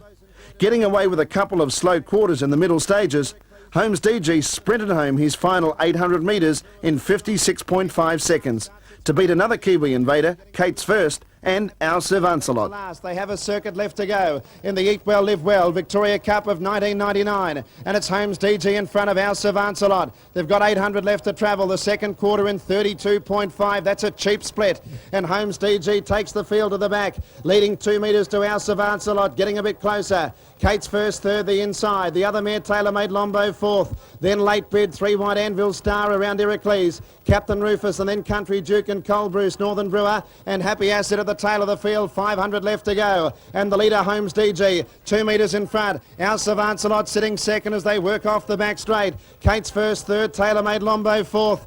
Third quarter in 28.3, and it's Holmes DG coming up to the turn for Barry Purdon, leading 1.5 metres to our Sir Vancelot. Tailor-Made Lombo hooked out 3 deep, no run Kate's First, and then Heracles. Holmes DG straightens 1.5 metres clear of our Sir Vancelot, the mare to the outside, Tailor-Made Lombo. Holmes DG in front with 100 to go. Our Sir Vancelot trying hard, but it's the Kiwis again. Holmes DG's got the cup one. Kate's First getting to second, but Holmes DG wins it. Holmes DG first, beat Kate's First and our Sir Vancelot. Close up, Tailor-Made Lombo. Then Heracles, Late Bid. After his gallant third in the Victoria Cup, Brian Hancock and our Sir Vancelot headed to Perth for the $250,000 WA Pacing Cup, his fourth run at Grand Circuit level in 21 days. A violent thunderstorm hit Perth just 3 hours before the event, delaying the race for 15 minutes after the track lights were blacked out by lightning. Our Sir Vancelot looks set for his third consecutive WA Pacing Cup victory when he dashed clear on the home turn. But local star, Saab, flashed home to win by almost 4 lengths, giving reinsman Chris Lewis his 5th win in the Group 1 event. Now it's all happening at once. That quarter 30.5. The half in 62.7 seconds. Shattering Class leads a length on Allwood's Chief Illume quickly to his wheel. Heroes Night still running third. Hancock tucked in again on our Sir Vancelot. He's 1-1. Then Franco lots more. Try a fluke. Saab looking to get up on the inside rail. Tailor-Made Lombo's gone. Further back then to Ted Barry. The rest headed by 3 half whites. Oraton Hill and Punxsutawney dropping out of it. About to leave the back straight. Allwood's Chief's got his head in front. Shattering Class is lifting again. 28.6 was the third quarter. Now our Sir Vancelot hooked around them. Can he make it 3? The New South Wales star. He's coming at them now. Then Heroes Night, Franco lots more around the home turn, and Hancock winds up our Sir Vancelot, and the mighty champion exploded to the lead. Here's the 4-year-old Saab thundering home. It's going to be close again. Saab is coming at our Sir Vancelot. Saab got up to win. Saab has won the Pacing Cup. He beat our Sir Vancelot when he looked to have it in the bag. Oh, what a run by the 4-year-old. Third's close. I think Allwood's Chief hung on. Earlier that night, OK Rock, which began racing only 4 months earlier, proved a class above her rivals in the $60,000 Great Northern Oaks at Alexandra Park in Auckland.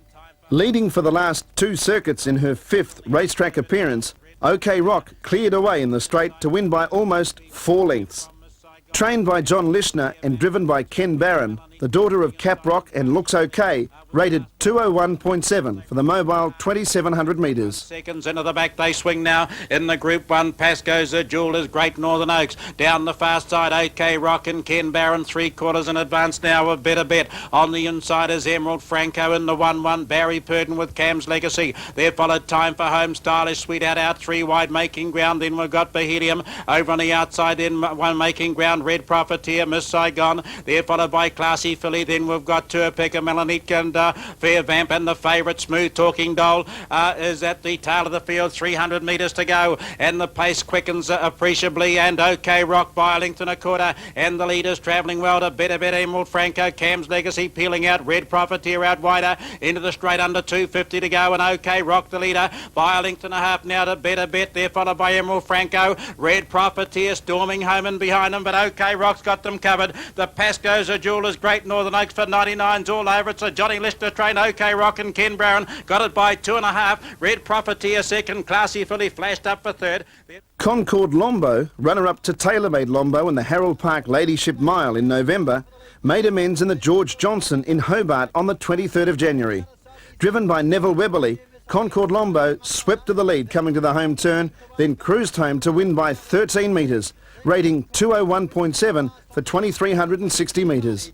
Up to the post, they've got 800 metres to go. Glendy skipped for a moment and Lil's Lady dashed to the front. At the winning post, 1 lap to go. Lil's Lady, the narrow leader. Glendy on the inside, though, has got going again. Then Ford View Miss, followed by Emma Polar. The next one, Barrington Bell. Then came Cranley, Concord Lumbo. They're pretty well bunched up, and last of all on the fence was Lady Giovanni.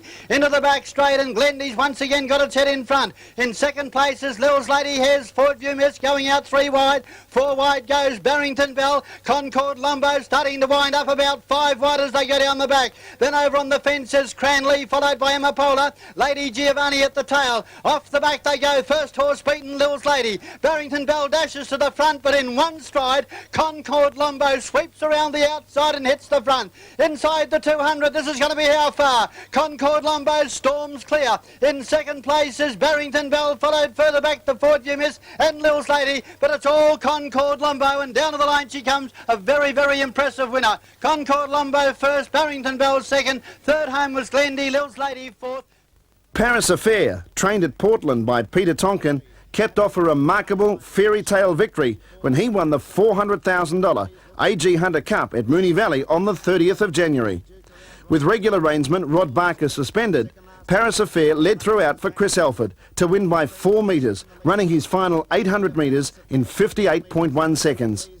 It was a remarkable training feat by Tonkin to win the world's richest handicap harness event with a 9-year-old gelding, which bowed the tendon in a near foreleg twice as a 2-year-old and again at 7, and raced with 3 screws in a hind leg to help support another bowed tendon and broken pastern. The lead. They've got almost 1,200 to go. Paris Affair in front. First quarter in 29.8. Heracles is second. Third, the inside surprise package. Fourth is Kate's first. Then came Cole Bruce. Sixth, the outside Holmes DG. Breeny's fella 4 back. The inside is Kate's first. Eases out of the 1-1 to go 3 deep. Cole Bruce gets 1 off the fence, and Holmes DG has a 3 wide trail for the last lap. Happy Asset was on his back. Then Ryan's Day. Country Duke 3 deep. Next is Allwood's Chief on the outside of Anvil Star, and Late Bid last the fence, 25 metres off the lead. They're bunching up. 800 left to go the second quarter.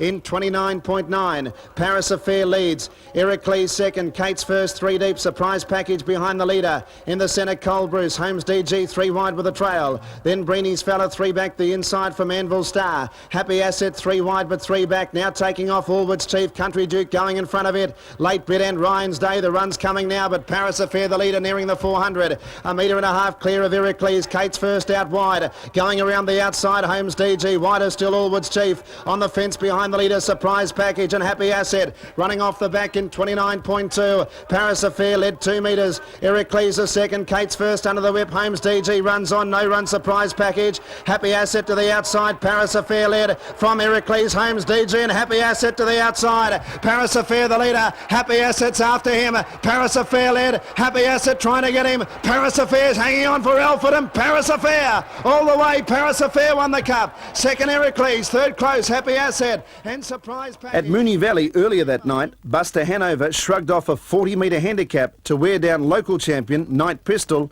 and Special Force to win the Australasian Trotters Championship final.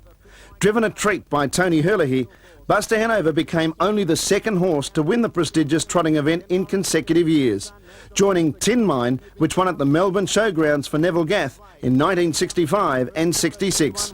And the leader is Chiola's Dragon. It holds sway by 2 metres. Night Pistol is second. Third, Our Rich Choice. Buster Hanover fourth. Waikery Gold fifth. Around its Special Force. Pat Sun going up 3 deep. Lucy Elastic inside. Bonspiel Chewy. National Interest 3 wide with a trail. Then Laurie's Legacy the inside. Back third last on the inside was the Godfather from Noopy Kiosk. Sundon's Way tailed off. Second quarter, 32.2. And Chiola's Dragon leads into the back by 3 metres. Night Pistol is second. Third, the inside, Our Rich Choice. Buster Hanover fourth. Pat Sun out 3 wide. In between runners, Special Force held up. Then came Waikery Gold, National Interest and Bonspiel Chewy, heading towards the 400. And Chiola's Dragon led Night Pistol by a metre. He gets closer, Night Pistol. Buster Hanover getting out of the 1-1, 3 deep. 4 wide, Pat Sun. Special Force will follow Buster Hanover. Our Rich Choice giving ground. They get busy now. Third quarter in 30.5. Chiola's Dragon led narrowly from Night Pistol. 2 metres to Buster Hanover. Special Force getting out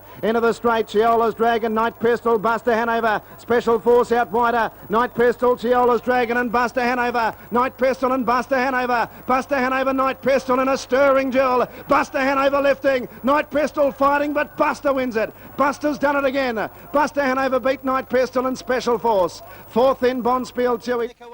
Down in Hobart that night, classy filly Ticket Flow provided her young trainer, driver Rowan Hillier, with one of the biggest wins of his career when she won the Tasmanian Oaks.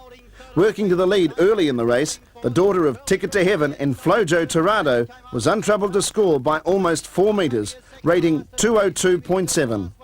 Past the 600 they go, heading to the back straight. Ticket Flow is Sulky's length in front of Lindy's Ticket. A metre away, third is LJ's Angel. Dame Raiders lost a bit of ground there, being followed further back to Pearly Brook. Susan was next, being followed by Island Cocktail. Breeze Baby going fast around the outside of Can't Catch Me, and Harmonia has dropped out. Ticket Flow gives them the slip, leaving the back straight, goes 5 or 6 metres in front. Lindy's Ticket in second place. Susan's coming fast around the outside, but no match for the pair in front. 200 to go. Ticket Flow's got to have a mortgage on the race. It's about 8 metres in front. In second place is Lindy's Ticket and a mile back to the beaten lot, headed by Susan, but it's all Ticket Flow in the straight and racing away to an easy win in the Oaks. Ticket Flow in front, Lindy's Ticket battling on well, but Ticket Flow wins from Lindy's Ticket. Third home, Breeze Baby, Susan galloped, then came...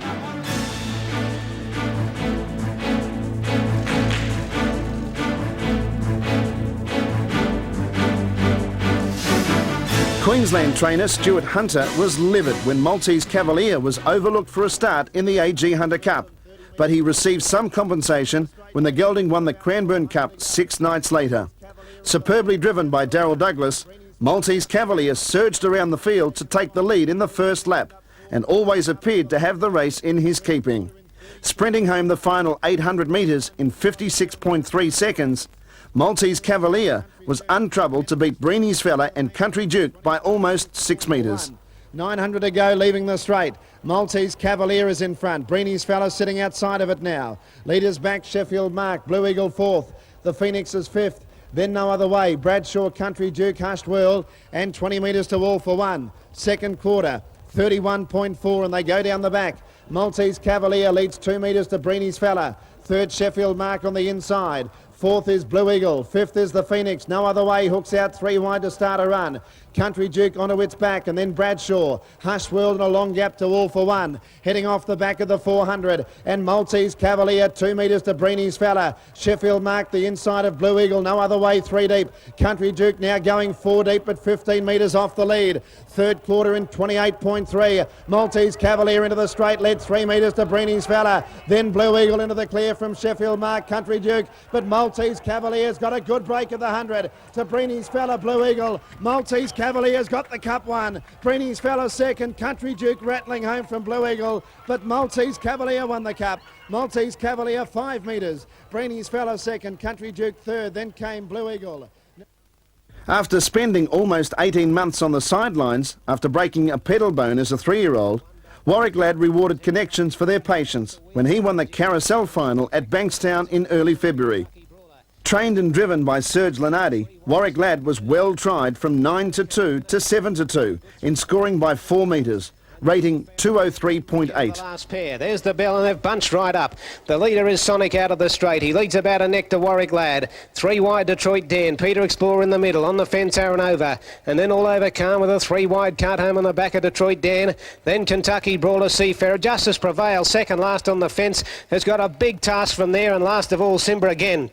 Sonic's gone, and quickly Warwick Lad went to the lead. Detroit Dan comes at him, a length to Peter Explorer, all over Khan still running into it. 2 away Seafarer starting a run, and then Aranova. Justice Prevails is back second last, and Kentucky Brawler's gone back to the rear. The leader Warwick Lad out of the back, about a head in front of Detroit Dan. All over Khan's been brought right into the race by Josh Willick, and she's coming up 3 wide, and Aranova is starting to run on as well. All over Khan galloped on the home turn, it veered right and went via the Cape, and Warwick Lad's in front of Detroit Dan. Aranova on the outside, and then a gap to Seafarer, but Warwick Lad's in front. Aranova getting to second, and then Detroit Dan. It's a Victorian victory in the Carousel, and Warwick Lad scores brilliantly. Second Aranova. Simber again rocketed home from last to cut. Detroit Dan out of third, then Seafarer. Tupelo Rose maintained her unbeaten record when she led throughout to win the $60,000 New Zealand 2-year-old championship at Alexandra Park earlier that night.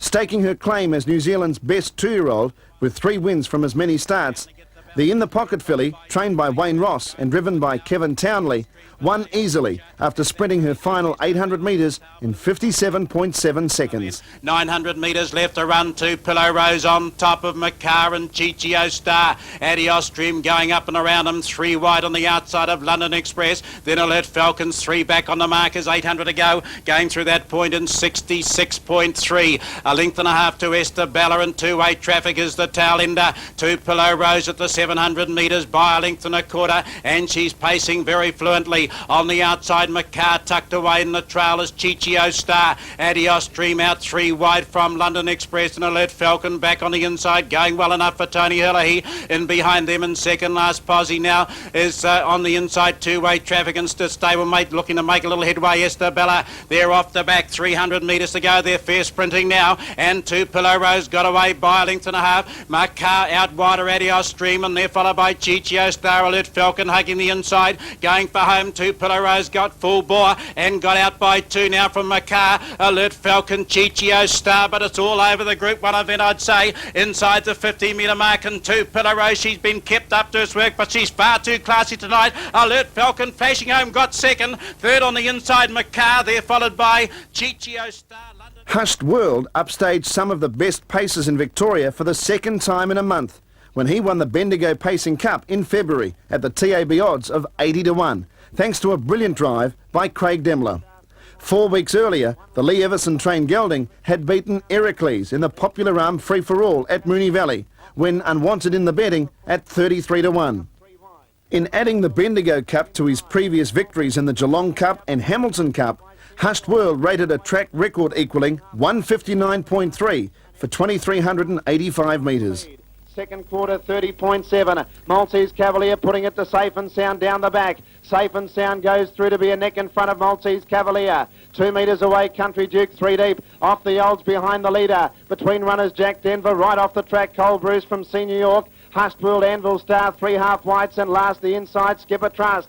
Safe and Sound off the back in 28.7 is the leader by 2 metres. Maltese Cavalier and Country Duke out wider. No run for Off the Old as they turn for home in the Cup. Safe and Sound 3 metres in front of Country Duke out wide. Off the Old back to the sprint lane. Safe and Sound in front. Country Duke comes at him. Wider Senior York off the Old the inside. Country Duke Safe and Sound. Hushed World late. Hushed World's flying. Hushed World blow them away again. Hushed World's won the Cup. Beat Safe and Sound, Country Duke and Off the Old. New Zealand trotters continued their dominance of the Melbourne Summer Carnival when the Mark Purton-trained Sundon's Way won the Bill Collins Trotters Mile. An abject failure in the Australasian Trotters Championship after galloping, Sundon's Way produced his best form for Tony Hurley, slashing 1.1 seconds off the track record set by Scotch Notch in 1984. Working 3 wide early to be outside the leader, Sundon's Way drew away in the closing stages, covering the mile trip in a brilliant 1:58. Rounding the turn, inside the 1200, first quarter in 28.3. And the Godfather led Bonspiel Chewy. Sundon's Way could nearly drop into the 1-1 here. He's been a bit fortunate. although Bonspiel Chewy's going to press on though, and the mare goes to the lead. Bonspiel Chewy crosses the Godfather. Sundon's Way left without cover now third. Fourth on the inside, Kai Valley Prince. Then National Interest, Laurie's Legacy. Chiola's Dragon had no luck early. Goes back to the rails.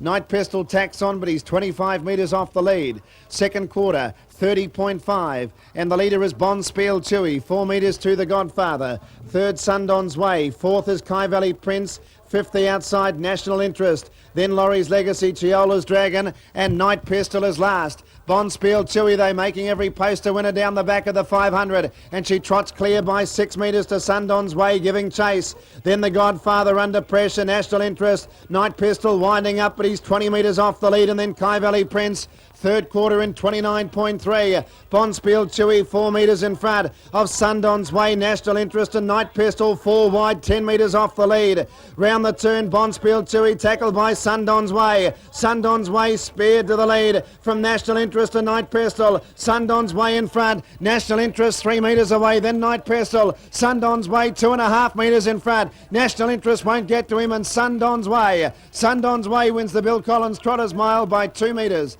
National Interest second, Night Pistol another Herculean run, and they have smashed the track record. They've run 1:58. Smashed it by one. Missing the Victoria Derby in mid-January after pulling up a bit flat after his heat, Shakermaker bounced back to top form with an effortless victory in the RC Simpson Sprint at Harold Park a month later.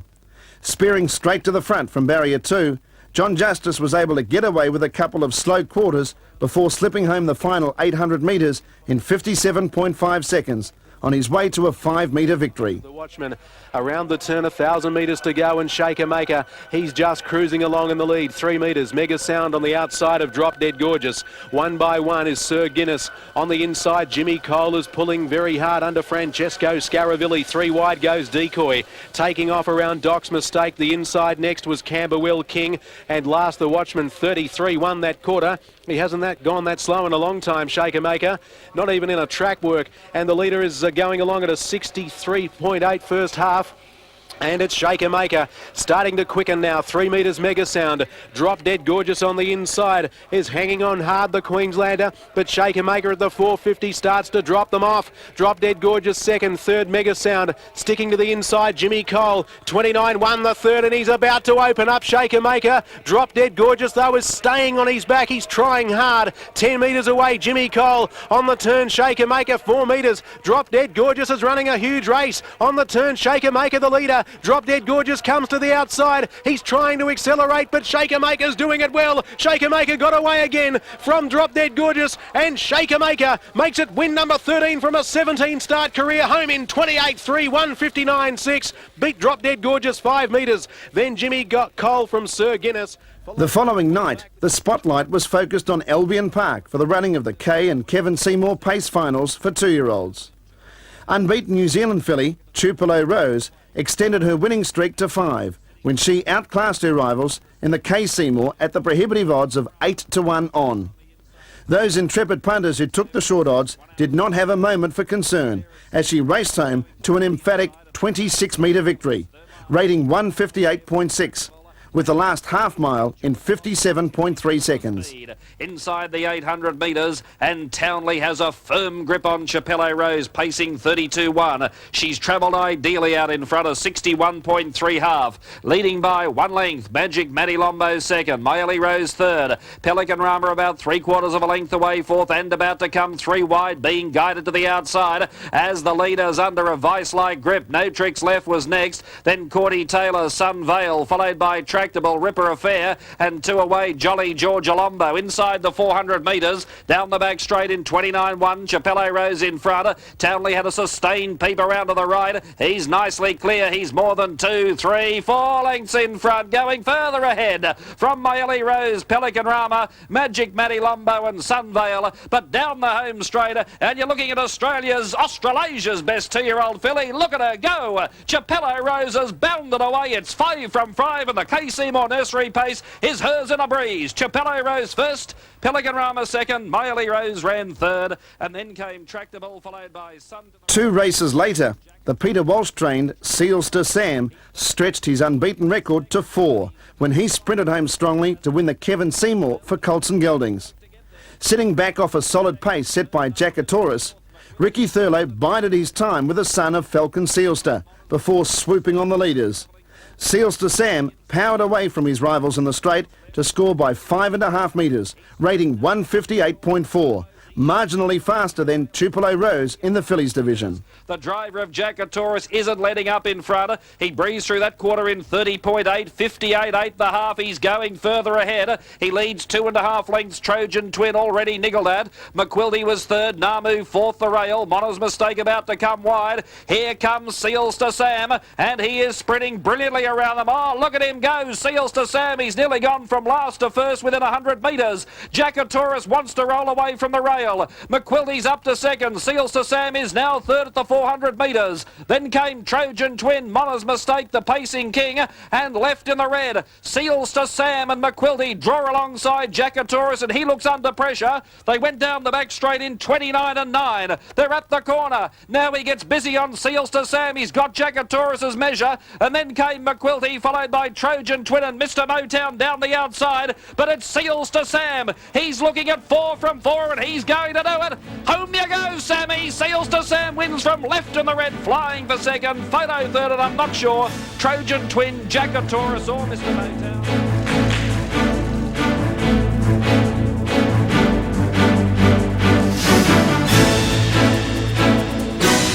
Following heavy rain on the first weekend of March, the South Australian Oaks was postponed for 3 days and conducted at Globe Derby Park the following Tuesday. The Classic attracted some smart Victorian fillies, but resulted in a local victory when Please Don't Tease led throughout to win by a head, providing her trainer-driver Gary Hill with his biggest win. On ice. Second quarter 31.6, first half 62.1.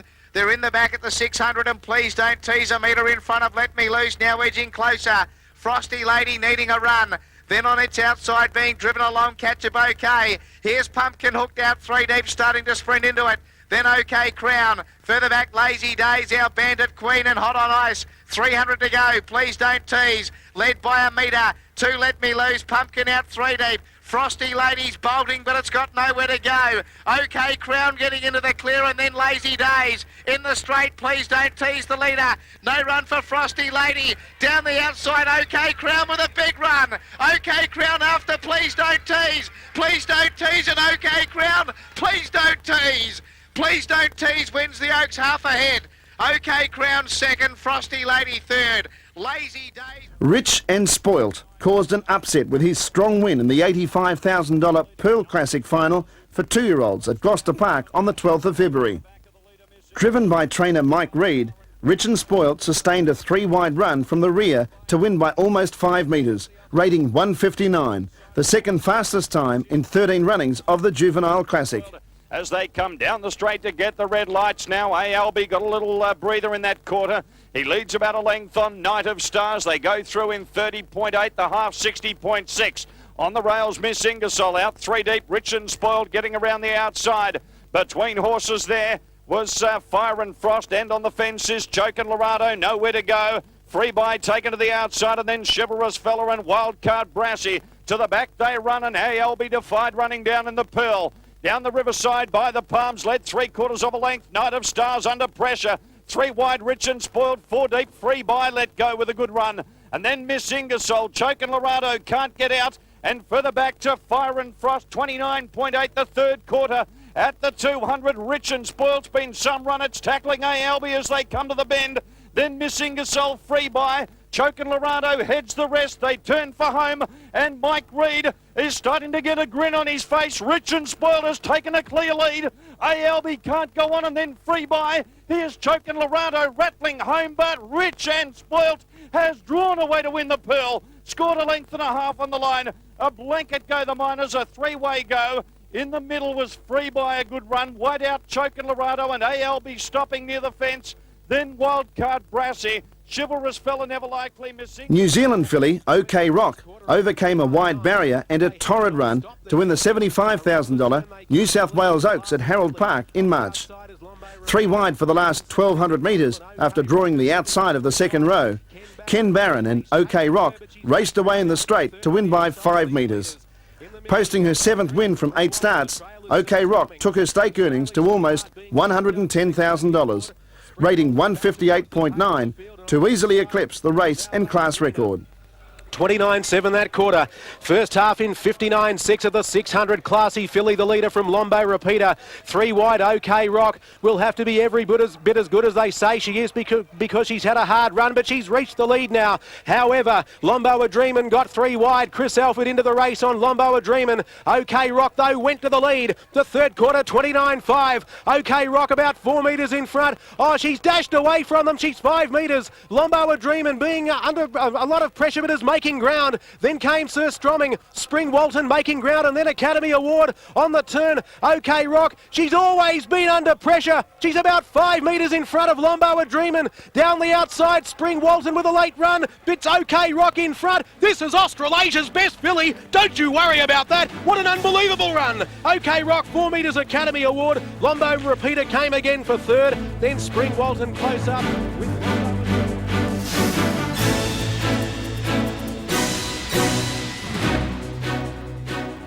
A week after the New South Wales Oaks, the harness racing spotlight focused on Alexandra Park in Auckland for the 1999 Inter-Dominion Pacing and Trotting Championships. After winning 2 heats and finishing a close second in another heat, Special Force made a one-act affair of the $150,000 Trotters Final on the 19th of March. Trained by Dave McGowan and driven a heady race by 28-year-old Todd McFarlane, Special Force went straight to the front and turned the race into a procession. Leading throughout over the marathon 3,200 metre trip, the 5-year-old son of Chiola Hanover won by a length and a half, rating 205.4. Park down the straight they come. They're 2,100 metres out in the Morrison Kent Inter-Dominion Trotters Grand Final, and no one keen to take on Special Force, and is hard held by Todd McFarlane and shows out by a length and a half. In the second spot in the training position is Africa. They're followed by Little Rock and Carl Middleton.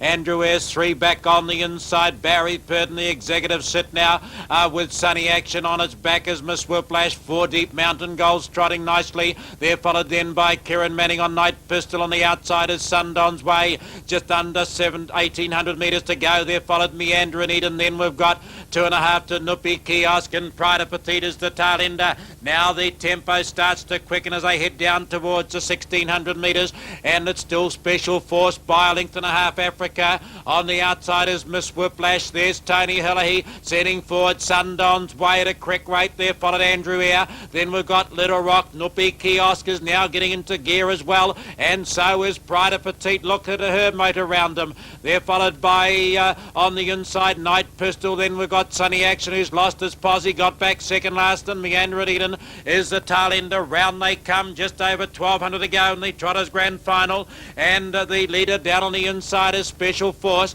Nuppy Kiosk is ranging up over on the outside. Africa's had a charm run in the trail. Sundon's Way has the 1-1. Little Pride of Petite having her last race tonight, and winner of the 96-97 Inter-Dominion Trotters Grand Final. At the judges poked their head in front, and then Sunny Action is going with it. They're followed then by Nuppy Kiosk. Down on the inside Andrew Ayre. Sundon's Way, Meander and Eden looking to make ground. They're followed Mountain Gold, Miss Whiplash, Little Rock and Night Pistol going through the half in 60.7. Into the back they go. Special Force full of running. Pride of Petite's a length away. Down on the inside Africa. They're followed Sunny Action. The Purden runners are right up there in the firing line.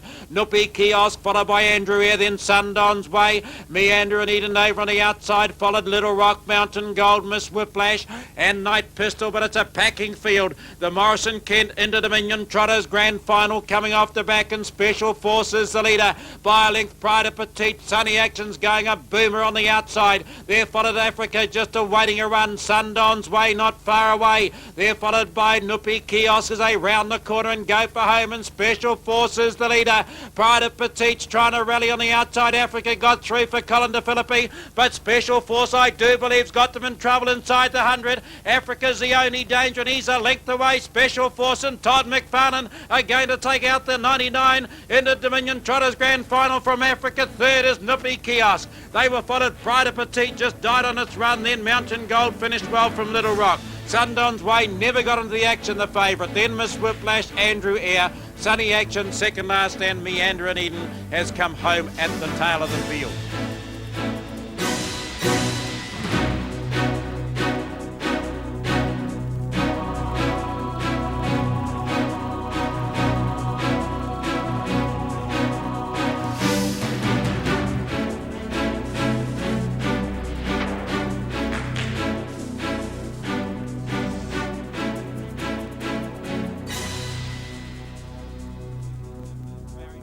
Our Sir Vancelot, or Sir Vancelot as he raced in Auckland, eclipsed the feats of 3 former champions when he once again emerged as the Inter-Dominion King.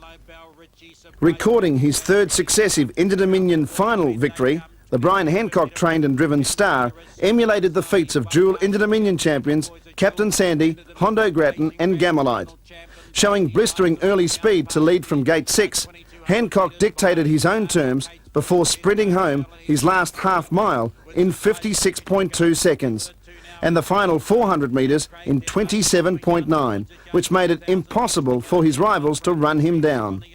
Brian Hancock's 6th Inter-Dominion victory as either a trainer or driver, it took our Sir Vancelot's stake money tally to $2,189,590, the highest stake earner in Australia or New Zealand. Out they work now towards the 1800 metres. Sir Vancelot left alone up front by a length and a half. Heracles, a beautiful run in the trail. Breeny's fella now on the outside without covered in the 1-1 is Surprise Package. 3 deep then is David Butcher on Brabham. 4 deep at our routine on its outside is Kate's first to past Auckland Cup winner there, followed by Masterclass in Quantum Lobel.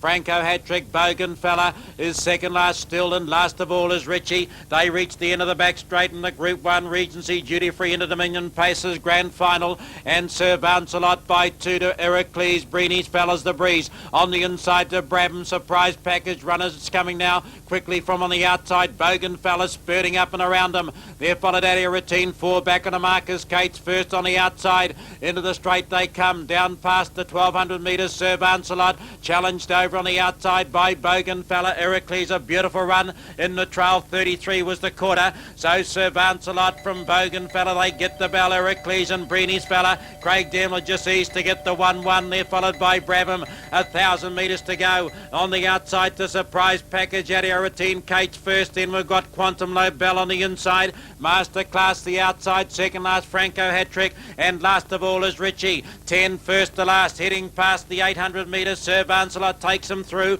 in 63 seconds. On the outside, a length and a half away is Bogan fella. Full of running on the inside is Heracles. Breeny's fellas in the 1-1. 3 back on the inside to Brabham. Followed the outside, then a half length away by Surprise Package as they run past the 500 metre point at our routine. Then Kate's first, Quantum Lobel. On the outside is Masterclass, then Richie and Franco Hattrick. Now they come across the top towards the 400. Sir Vancelot to Bogan fella. Heracles awaits the run, followed Breeny's fella. On the outside, Surprise Package peeling out for Helahy. Then Brabham looking to get into the clear. Sir Vancelot turns in now in the grand final. Bogan fella on the outside, and they're followed by Heracles, who gets the passing lane. Sir Vancelot in front. Is it going to be 3 straight into Dominion Grand Finals? Heracles and wider out to Bogan fella. Sir Vancelot has got them covered. A great drive, Brian Hancock. You've got the final, and it's 3 in a row. Second home is Heracles. Photo third, Bogan fella or Adio Routine. Then Brabham. There followed Quantum Lobel, Breeny's fella. On the outside, Surprise Package. Down on the inside, Richie. Further back to Kate's first, Masterclass. And Franco Hattrick has whipped them in. As the gate moves down the side of the track and towards the home turn. The spotlight was on Bathurst with the running of the rich events for juveniles. The $100,000 Gold Tiara final for fillies was action-packed, with Damien Baxter suspended for 6 weeks for causing interference to Victorian filly Pelican Rama on the first turn. The Kindly One, trained and driven by Keith Pepper, came with a late sprint to win by 4 metres, rating 159.6. the second fastest time in the history of the race. On the inside, lead time of 8.1, there's trouble. Shanard broke up, fell back on top of Pelican Rama. This leaves Intrude 2 in front down the back. Over the Kindly 1 second, they're out by 5 lengths to Duostrax third. A further 4 lengths to High Devotion. Moving around it was Typhoon Whitby, a length to Pelican Rama, who gets going again.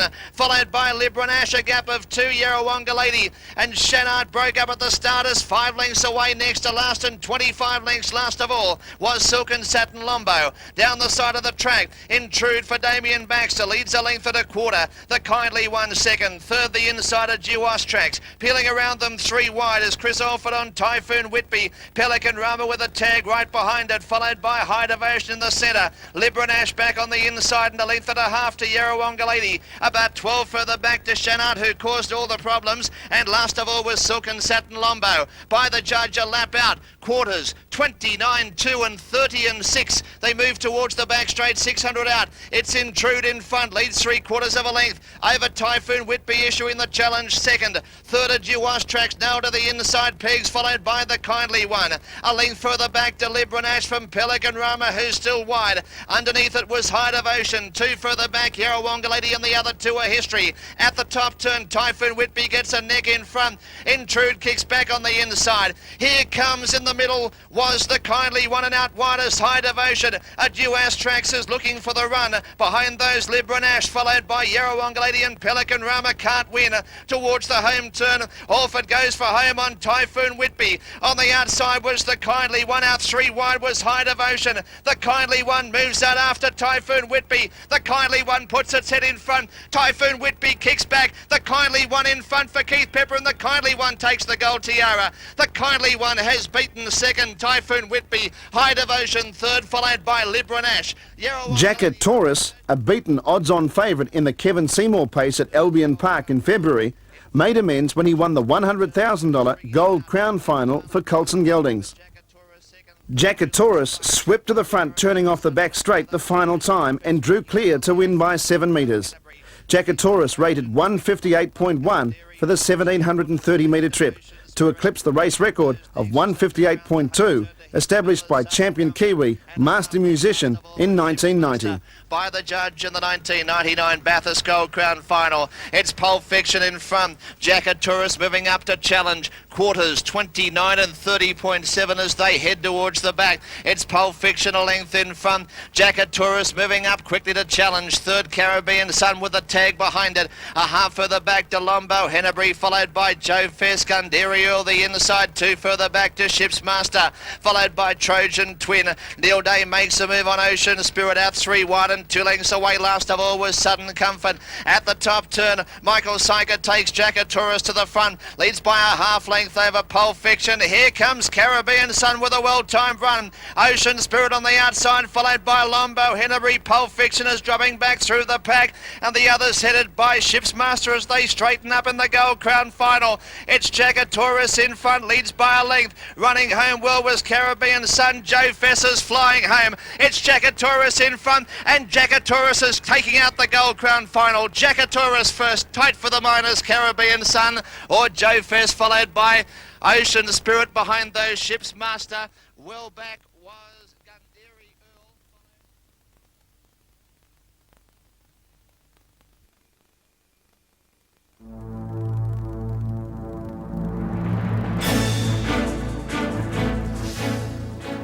Home and Hosed confirmed the big raps placed on him when he outclassed 11 rivals in the $100,000 Easter Cup at Addington in early April. Trained by part owner Brian Macy and driven by Todd Mitchell, Home and Hosed led for the last 1,800 metres of the Group 1 3,200 metre event to win by a length and a quarter.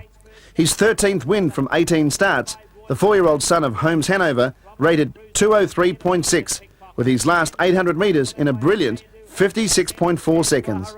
Down through the straight they come. They race to the winning post with a lap to go. And the Easter Cup field led by Home and Hose, the favourite. Kate's first, the outside. Whitecliffe Whistler next, followed by Yule Star, and behind them Robinson Crusoe Masterclass. OK Adu's coming forward again, three wide. O'Needham Pickpocket back of the inside of Roy Mark. Happy Assets getting the drag forward from OK Adu. Waharoa follows that, and Clicklight's gone to the back, 1,000 to run. The quarter was 30.6, so they're going along at a merry pace. Into the back, 900 metres to go. Home and Hose the inside. Outside it now is the other northerner, Kate's first, followed by Whitecliffe Whistler. OK Adu now three wide. Died in the Wool Star. OK Adu, she's up to this one. Is followed in the centre now as they travel down the back by in behind those runners. Then I think it's Kate's, no, Yule Star just behind Kate's first. Out wide, a Happy Asset, 600 metres to go. It's followed by Waharoa, Robinson Crusoe tucked away. Masterclass lost its place again. They were followed then further back by Clicklight, O'Needham Pickpocket and Roy Mark. 400 metres to go, and going around OK Adu and CJ de Philippi right Wide with it is Home and Hose. There the 2 leaders swinging in. Whitecliff Whistler's looking for room. Happy Asset is camped on their quarters. And further out on the track we've got Yule Star coming home well. Home and Hosed, OK Ado. Happy Asset and Yule Star a 4-way go. Whitecliff Whistler looking for room. Home and Hosed holding them at bay. He's living up to his reputation. He's too good. Home and Hosed wins the Easter Cup. Second home, OK Ado. Whitecliff Whistler, Happy Asset and Yule Star in a photo for Remarkable veteran gelding, Night Pistol, reached another milestone in his long career when he won the EB Cochrane Trotters Cup at the Moonee Valley meeting held at Bendigo on the 10th of April. Trainer Peter Manning took over in the sulky behind the rising 12-year-old from regular driver Manning's daughter Karen, who was under suspension. Making a mockery of his poor efforts in the Auckland Inter-Dominion Series, Night Pistol produced his best form to win by 2.5 metres to post his 50th win. 1:38.8 the lead time. I can tell you they've had pretty cheap runs, these 2 leaders, Gridiron and Night Pistol. They're racing side by side and the pace is pretty leisurely. The favoured pair dictating terms. 3 wide now, Watch Me Win. He's making a move around the outside. Bob Bertha sort of put some pace into the race. Chiolda's Dragon wanting he's having every chance over on the inside, just like Jack did over him. He's trading the leader Gridiron. They come past the 1200 metre mark, quickening the tempo to a 32.7. First quarter of the last mile. Laurie's Legacy getting 3 wide to track. Watch Me Win as Night Pistol looking for the lead off Gridiron. Watch Me Win has pressured it enough to go to the front, and now it's second. Watch Me Win. 1-1 against Chiolda's Dragon. Laurie's Legacy slotting into the running line, 3 back. Eric Booth on a limb, 3 wide around Royden Speed. Key Everest on the inside, tracking just like Jack. Next then First Signal, third last, second last Rocky in the running line. Sir Tantius last of all in the Cochrane Cup field. They're quickening up now with 750 metres left to go. It's the champ Night Pistol in control. He leads by a neck. Second quarter 29.2. They quicken considerably. Watch Me Winners on the outside. She's done a lot of work to get up second. They hit past the 600. Gridiron now third, camped on the back of Night Pistol. 1-1 Chiolda's Dragon over on the inside, needing away clear as just like Jack. Then Key Everest, Laurie's Legacy taken wide. Chiolda's Dragon now comes out of the 1-1, 3 deep. Next Royden Speed getting through them. Eric Booth a long way back with Key Everest, running off the back straight in 29.7. And here goes Night Pistol. He's opening up. He's 4 metres clear. Gridiron the main danger, getting out and deep. Chiolda's Dragon around. Watch Me Win. Just like Jack will wait the sprint lane, but Night Pistol, he burst away into the straight. Gridiron is trying to wear him down then, just like Jack. It's Night Pistol in front. This is win number 50. He's getting weary from Gridiron, but Night Pistol, one of the superstars of Australian trotting, win number 50, and he's back in the winner's circle. Wins the Cochrane Cup, 2 metres to Gridiron. Settling down by C New York and Holmes DG as last will Kingston. Barry Purdon's decision to bypass the Miracle Mile and Inter-Dominion with Holmes DG was vindicated when the 4-year-old won the $200,000 Chariots of Fire at Harold Park. Purdon drove a patient race before bringing Holmes DG with a late run to win by 2 metres, rating 158.4 for the 2160 metre trip, the second fastest time in the 5-year history of the race. It was Purdon's 3rd training success in the Classic, after wins by Ginger Man in the inaugural race in 1995 and Franco Hattrick in 1998, which were both driven by Tony Herlihy. New York went in front of him as they go down the back now. And it's TaylorMade Lombo going up to join Kingstar. It looks like Alfred won't hand up the death seat to C New York. And as a result, it's posted out 3 wide, and Hancock won't give the lead away on Kingstar. And they're flying now as they go by the 1200. C New York drew 2 metres in front of TaylorMade Lombo and Kingstar. The pegs, Holmes DG went back to last so fast. They went 30.3 the first quarter. And C New York on the outside has quickly got outside Kingstar, and they've flown that 300 metres. TaylorMade Lombo now eases for a trail, but she's worked very hard over on the inside as they come down the straight to hear the siren Old Black Magic. Then slide by around Smooth Dixie, and Purdon's off on Holmes DG, but Alfred came out 3 wide on TaylorMade Lombo but didn't make any ground. The horse lugged back in, got in on top of Sly By. Cat and Mouse tactics towards the tail of the field. 29.5 that quarter, 59.8 the half. And it's Kingstar 2 metres in front of C New York. Old Black Magic third from TaylorMade Lombo.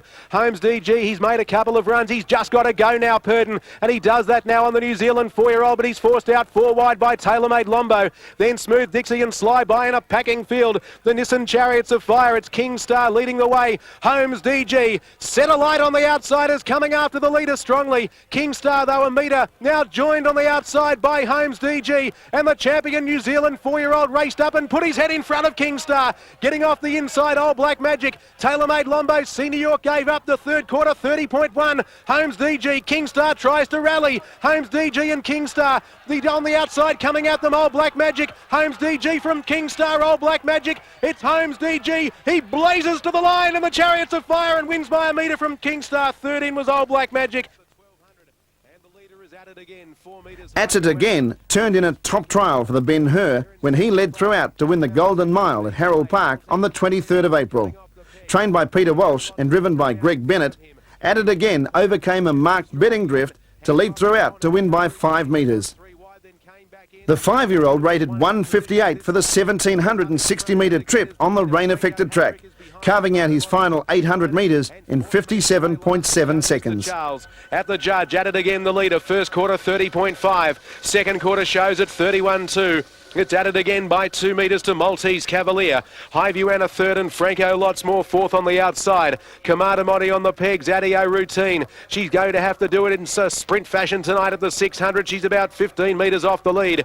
Then came on the outside Pocket Battleship, followed by Franco Hattrick. And last is young Mr. Charles. They go to the 500. Added again's had a top run. Leads the way by 3 metres. Second on the outside Maltese Cavalier, no run Highview Anna. 3 wide Franco lots more. 4 wide Adio routine, but she's struggling to pick up. The leaders travelling at it again. Left the back in 29.4 in the Golden Mile. 3 metres on Maltese Cavalier. No run Highview Anna. She's got something to offer. Then Franco lots more. Adio routine not tonight on the turn at the 200. At it again's doing it well. 3 metres got away from Maltese Cavalier. On the inside, Highview Anna cannot get clear. At it again and is doing it well over the final stages. And at it again leads all of the way to win the Golden Mile. 5 metres Highview Anna. Third Franco lots more. At Harold Park later that night, Victorian filly Pelican Rama made amends for her unlucky Bathurst Gold Tiara run by winning the $250,000 Australian Pacing Gold Final.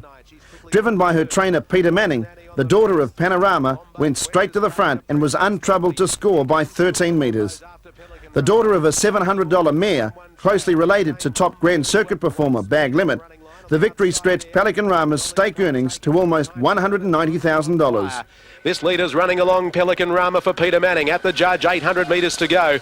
30.4 the quarter. It's the fastest first half of the night, any class. 61 seconds. And Pelican Rama goes to the 650. 3 metres in front and really running now. Second on the outside is Lombo Quest, and Paula Kelly's under pressure third. Magic Maddie Lombo, she's under a lot of pressure. Now coming into the action, Dolly's Partaken's got something to offer. Gets outside Walton Annie, but immediately under pressure. From a mile back, the Kindly One starts to run on. Pelican Rama, has she gone too quickly? There's not really many assailants though. Left the back in 29.7. She's still running freely, 5 metres clear. Second placing Lombo Quest, who can't do any better for the moment, nor can Paula Kelly or Magic Maddie Lombo, or the others, because on the turn, the Australian Pacing Gold 2-year-old fillies final is well and truly over. Pelican Rama's 10 metres in front of Lombo Quest. Down the outside, the Kindly One's running on. She can hardly lift her legs, Pelican Rama, but what a performance. $125,000 first prize and season win number 9. She won the Australian Pacing Gold by 10 metres. Second was Lombo Quest, and Bronski on Fire flew for third. Top Victorian youngster Shaker Maker made a hit-and-run visit to Perth to capture the $100,000 Western Australian Derby on the 23rd of April. Flying in on the morning of the race, later that night he flew around Gloucester Park to win his second Blue Riband of the season. Zooming straight to the front, John Justice slowed the pace in the middle stages before letting Shaker Maker sprint home his final 800 metres in 55.8 seconds to win by 14 metres. A $3,000 yearling purchase, it was his 14th win with 5 seconds from 19 starts, and stretched his stake money earnings to more than $315,000. Joe Aquino is the trailer as they approach the 1200. First quarter of the last mile. Oh, they're ambling. 32.4. Shaker Maker. How are they going to beat him now? At the 1100, he's bolting in front to lead 3/4 of a length. On the outside second, racing in the breeze is Springwell, but he's been put to sleep by Shea. On the back of the leader is Jet Power Ben Revenet, poised to run on, followed by Woodford Cam. Pazam is in traffic now because Highview Hotshot goes 3 deep around him, and that flushed out Revenet. Now Warwick starting to bullock out with Pazam, followed by Social Aspect, and then further back Franco lookalike Strawberry Dash and Joaquino. 30.9 that quarter. The half in 63.3 as they race to the 650. And now they're starting to liven up and shake a maker. He hasn't been set free yet by Justice. He's 3/4 of a length on Springwell. Looming up out 3 wide Revenet. Then Jet Power Ben. Pazam raced up behind them. And then Woodford Cam. And a long gap to the others headed by Social Aspect off the back in 27.8. Now we're humming. Shaker Maker's come to play. He moved out 3 lengths on the field. Jet Power Ben Springwell. Out wide is Revenet and a gap to Woodford Cam. Pazam won't run a place. Then Social Aspect. But this was over a long time back in the race. Shaker Maker's going to win the WA Derby. He's going to annihilate them. He's 5 lengths on Springwell, Jet Power Ben, Woodford Cam. But Shaker Maker, a class above, wins by a huge space. Second Springwell, a nostril away. Either Jet Power Ben or Woodford Cam. Social. Over in New Zealand later that night, Ho Wong provided multiple premiership winning driver Maurice McKendry with his biggest win as a trainer when he won the Noel Taylor Mile for 4-year-olds at Alexandra Park.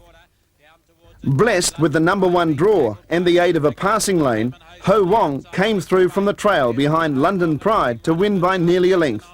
Notching his 7th win from 9 starts, the son of Xavier Adios covered the mile in 1:55.7, with the last 800 metres in 58.1 seconds and the final quarter in 27. 57.6. They swing down the back 6 lengths first to last in the Noel J. Taylor 4-year-old mile. London Pride under a hold, led by a length and a half to Ho Wong on the inside of Home and Hosed. All systems go out 3 wide a length away, followed down on the inside then by Holmes, DG, Facton on Verber, New York Fella, followed out and You'll Stars the tail ender. They work down the far side, 500 metres out from home, and London Pride pacing fluently by a length and a quarter. Ho Wong's in the trail, Home and Hose just a shade ahead of it, followed by All Systems Go. Facton on Verber, then back on the inside. Holmes, DG will need a bit of luck shortly. Out wide, You'll Star, New York Fella charging into it as well, into the straight, 220 to go. London Pride, Ho Wong got the passing lane. New York Fella's down the outside and You'll Star's wider out. Ho Wong sprints on the inside. New York Fella's its head in front. Holmes, DG, a late run. New York Fella, Ho Wong beats New York Fella in a photo with on the inside Holmes, DG and Home and Hose. A great finish. They were followed out. Then we had Beaten in her heat a week earlier, Bendigo filly Mother Courage bounced back a week later to win the $50,000 Victoria Oaks at Ballarat on the 24th of April. Trained by Bruce Morgan and well driven by John Keldo, Mother Courage overcame a second row draw to score an emphatic victory. It was Keldo's second win in the Classic after scoring with Mindericka at Moonee Valley 8 years earlier. And step outside on the inside, being shaded by Lombo Rapido with a lap to go. Spring Walton third, fourth on the inside. Lombo a Dreamin' has enjoyed a nice run. Jellaby Magic now came out 3 deep. Pete Stream 3 back the inside. Soki's Devil in the centre. 3 wide with a trail as they work to the back. Counterfeit Girl. Following it, Mother Courage. Pete Stream 3 back the inside. Then Bikini Hanover, Frosty Lady, and Dame Rainbow is last. Second quarter in 31.2. It's Lombo Rapido maintaining the pressure to a step outside as they go down the back of the 600 metres. In third spot, but out wide, Jellaby Magic around Spring Walton. On the inside was Lombo a Dreamin'. Then Soki's Devil between Pete Stream and Counterfeit Girl on a loose rein. Next, Frosty Lady, Bikini Hanover. Mother Courage is 25 metres off the lead. And Dame Rainbow back last. They've got 400 metres left to travel now. And it's step outside and Lombo Rapido. Lombo Rapido put ahead in front. The third quarter in 29 seconds. 3 wide and battling on Jellaby Magic. No run Spring Walton. And then came Lombo a Dreamin' also held up. The leader is Lombo Rapido. Mother Courage is joining in out wide. Spring Walton can't get out. Mother Courage loomed up on the outside. Spring Walton nearly fell. But Mother Courage is going for home though, and she's got the Oaks one. Going home best is Mother Courage and John Caldo went to win it. Lombo Rapido second, third Jellaby Magic. Following his courageous Inter-Dominion placing in March, trainer Mark Purdon set Bougainfella for the $150,000 Ben Hur at Harold Park in April. The final Grand Circuit race for the season, it attracted a capacity field of 14, with Bougainfella and Adio Routine, the backmarkers, on 15 metres. After a couple of mid-race moves, Bougainfella cut loose coming to the home turn and raced away to win by 3 metres, rating 203.9. It's Breeny's Filler. He leads again from Adio Routine, who's up challenging. The second time she's done it in the Ben Hur.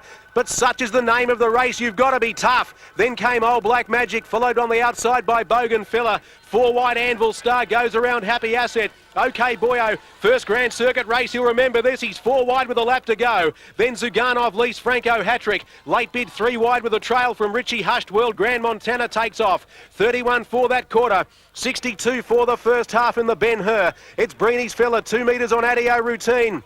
Third is Old Black Magic. 3 wide on the track, Anvil Star. No run for Bougainfella. Off the course, OK Boyo, Happy Asset trying to improve. Then Zuganov, Leeson, Richie, they're going well. From Franco Hattrick, Grand Montana on the 400-metre corner. 28-2 was that quarter. And Ted Demler swinging on Breeny's Fella. 3 metres Adio Routine. She's flat. No run, Old Black Magic. Now Bougainfella into the clear. The joint back markers coming after them. On the turn in the Ben Hur. It's Breeny's Fella the leader. Bougainfella on the outside is coming at Breeny's Fella. Then Happy Asset down the centre running on. Old Black Magic into the clear. Bougainfella reached the lead. It's Bougainfella's Ben Hur. Bougainfella a big run. 1 by 2 metres. Old Black Magic brilliantly driven for second. Third Breeny's Fella. Home and Hose capped off a big month when he won the $75,000 Messenger Championship in controversial circumstances at Alexandra Park. Winner of the Addington Easter Cup earlier in the month, Home and Hosed was beaten a half ahead by Barry Purdon on Holmes DG, but the result was later overturned in the stewards' room. Stewards ruled Purdon breached the no push-out rule with 1,600 metres to travel and reversed the placings after an hour-long inquiry. New York fellas pacing beautifully by a length from Home and Hosed and Your Star. Holmes DG driven patiently out wider. Then we've got one making ground. Facton on Verba going with it round the outside now is going to be Ouch, but into the lane they come. 200 metres to go. New York fella tackled by Home and Hosed. Then Holmes DG sent after them. Your Star on the inside. Holmes DG on the outside. Home and Hosed. The Ouch running on pretty well. Holmes DG just wore out on the inside. Home and Holmes. Holmes DG, Home and Hosed and Your Star. They are first, second and third in the famous Grouse Messenger Championship Group 1 for 99. Barry Purdon received some compensation for the relegation of Holmes DG in the Messenger by winning the Rowe Cup on the same program with Mountain Gold. In front soon after the start of the $100,000 Group 1 event, Mountain Gold powered away from his rivals in the straight to win by 3.5 lengths.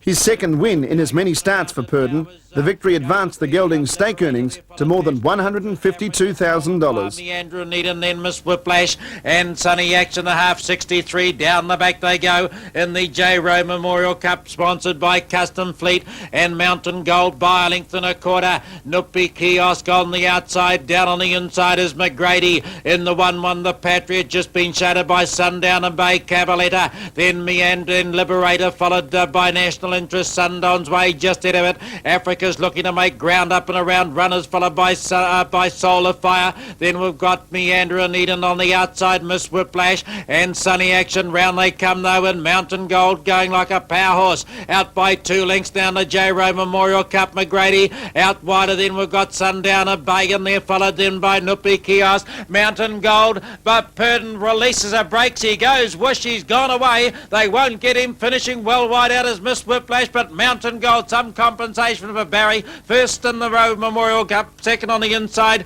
is going to be Sundown and Bay. Just, I think, in a very tight photo, though. Could have gone the other way with Miss Whiplash. Crack 4-year-old Touch of Zam had the 2000 Melbourne Inter-Dominion as his long-range target after a brilliant win in the Mount Eden Mile at Gloucester Park at the end of April. Making his fast-class debut, Touch of Zam got up right on the line to score with Aidan Warwick in the sulky. The Champagne Happy gelding smashed the race record by rating 155.4 for 1,700 metres in posting his 22nd win from 41 starts. 0.8 better than Jack, held the run of the accelerator, leads him a length down the straight for the bell. A length and a half to Touch of Zam, the 4-year-old in the back of them.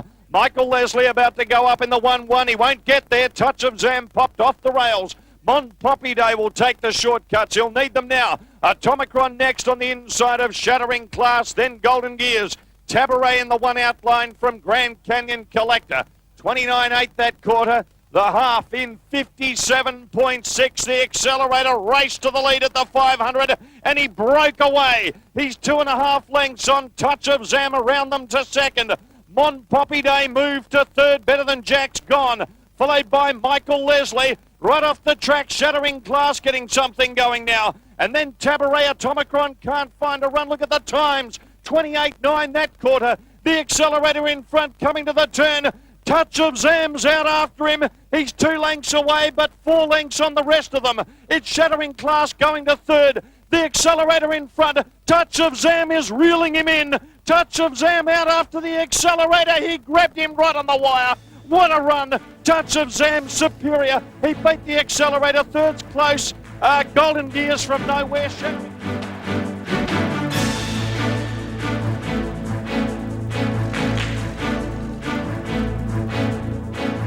With the Grand Circuit over for another season, harness racing in Australia and New Zealand in May was dominated by classic events for 2- and 3-year-olds. Brilliant Perth juvenile Talladega set the ball rolling with an exciting victory in the $250,000 Australian Pacing Gold Final at Ballarat on the 1st of the month. Trained by Ross Oliveri and driven by Chris Lewis, the son of Classic Gary cruised to the front from barrier 4 before scoring by 8.5 metres, rating a track record 157.8 for 1,680 metres. A brother to WA Cup winner, Saab, Talladega fetched $26,000 as a yearling, but the Ballarat victory stretched his earnings to more than $168,000 with 5 wins from 6 starts. It's Talladega in front, carving out the first quarter in 28.4, and the West Australian with a lap to go led 5 metres. Portofino second, sliding up Lethal Affair third. Fourth on the inside, Get Up Gambit. Outside of it was Lombo Sugar Ray as they head to the back. Red Spirit, the running line, is on the outside of All Scrap. Then came on the inside Sudden Comfort from Kukri. Marbles trails at Stablemate, and then Bogan Castle and Tail Off Safe Enforcer.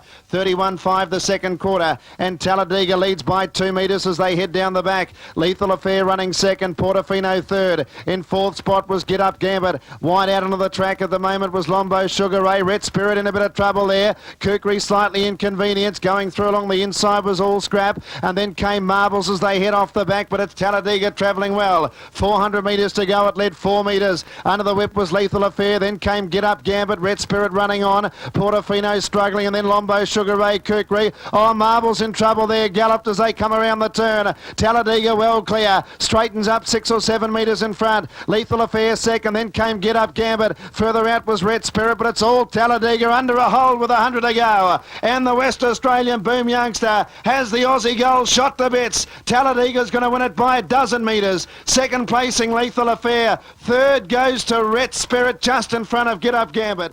Classy Filly, third behind OK Rock in the Great Northern Oaks in Auckland in January, turned the tables on her rival when they clashed in the New Zealand Oaks at Addington. When OK Rock assumed the role of pacemaker in the $60,000 Group 1 event, Classy Filly was near the rear of the 14-horse field before facing the breeze from the 800-metre mark. Responding gamely to the urgings of Ricky May, Classy Filly wore down OK Rock to win by half a head. OK Rock, the favourite, in front by half a length from Windermere Girl, who beat her last start, and back on the inside to Smooth Marie. Classy Filly's out 3 wide. In between horses, Soulburge in the orange with the red cap of Jim Curtin. Inside the 862.1. Close to Heaven in the blue with the white stars. Then Time for Home in amongst horses. Then as they raced down the back, they were followed by Miss Alliance, a teller wider. Then came Scoot, Soki's Rage in the green and gold, followed by Better Bet. Back behind those two are Pekka Malinka and Moscard, and they're heading for home. 350 metres to go. And OK Rock, the favourite, in front. OK Rock, Windermere Girl, Classy Filly, Solberg, followed then by Miss Alliance, Time for Home, a teller, and further back Better Bet. OK Rock, 200 to go, Classy Filly trying to out-sprint her, and Classy Filly's got up on the outside. OK Rock will have to dig deep. It's Classy Filly, OK Rock coming back, Classy Filly, OK Rock, Classy Filly half ahead from OK Rock. Better Bet flew for third. Still in New Zealand, at Addington a week later, Mr Metallica strengthened his claims to being the best two-year-old in the country with an emphatic victory in the Sires Stake final.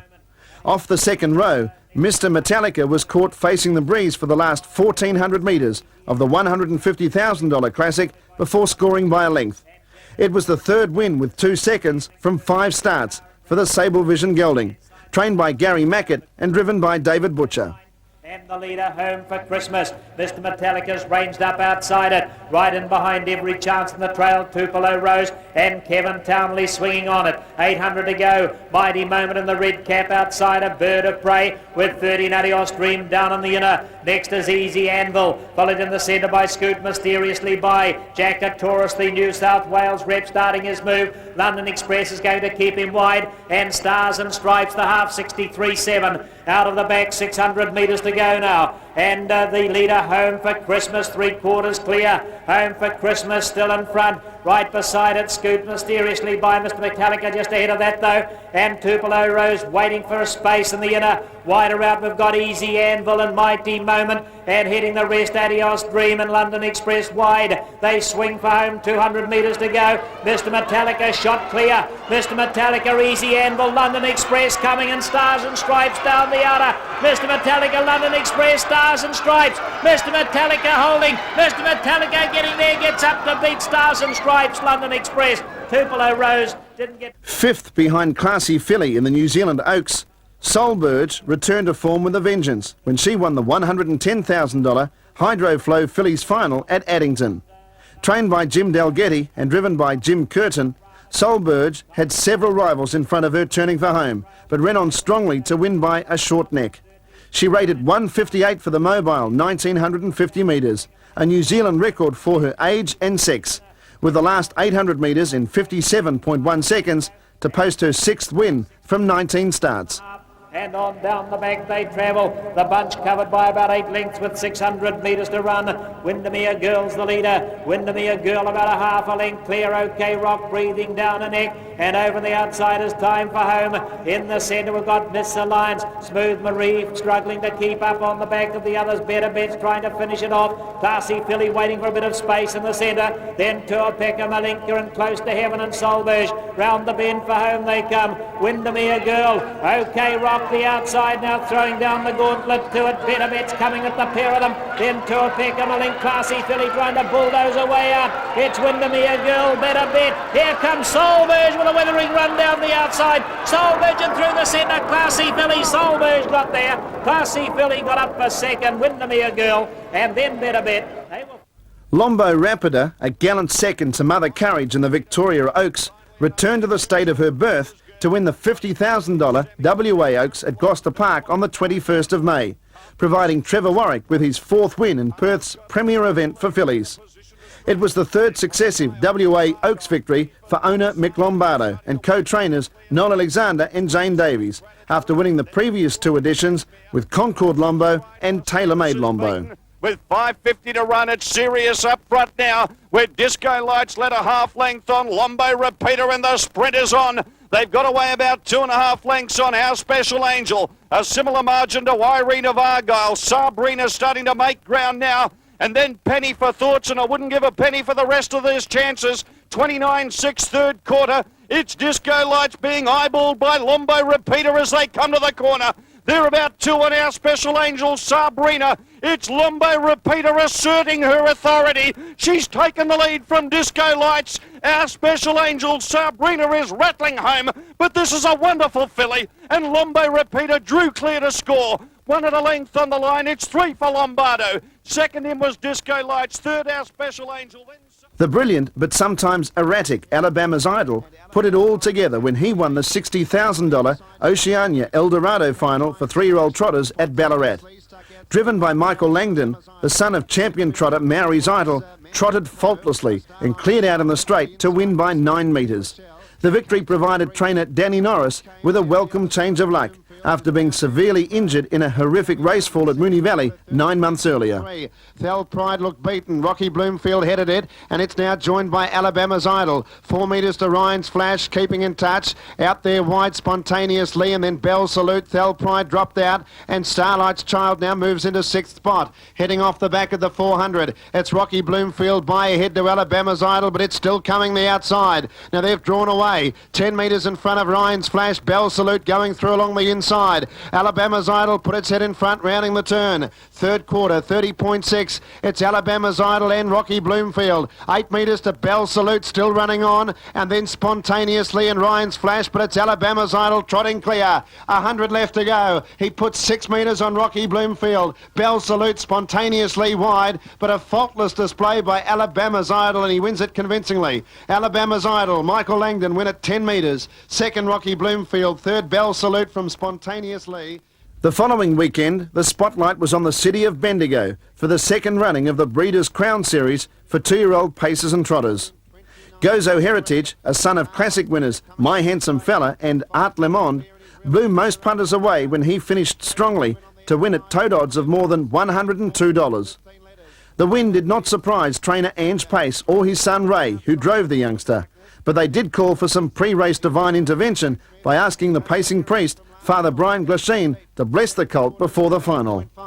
And Tarbox the leader at the 700. 5 metres in front of Comedy of Eros. Trojan Twin has worked hard as back third. On the inside, fourth is Swinging Scooter. Then 15 letters, Lord of Darkness, 4 back the inside. Gozo Heritage wide around Break and Enter. And then Jimmy Blacksmith and Keep 'em Safe is out to last. 500 left to go, and it's Tarbox by 5 metres to Comedy of Eros. Trojan Twin under some pressure, battling on, hooking out very wide. Gozo Heritage is winding up, trying to get through the centre was Lord of Darkness. 15 letters dropping out. The leader Tarbox. Gozo Heritage is charging up the rank outsider. Then Comedy of Eros. Lord of Darkness is winding up. Third quarter, 32.3, and Gozo Heritage hit the lead. Gozo Heritage on the outside took over from Tarbox. Then Comedy of Eros along the inside, Swinging Scooter, but it's Gozo Heritage in front for Ray Pace. 4 metres clear, Tarbox and wide out Lord of Darkness, but Gozo Heritage wins it.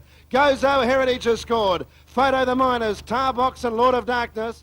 Another father and son team, Kilmore trainer Don Stewart and his reinsman son Scott, combined with Corn Silk to win the fillies division. Corn Silk, a daughter of the Unicorn, drew the second row in the final and was giving the leaders at least 35 metres start at one stage of the race.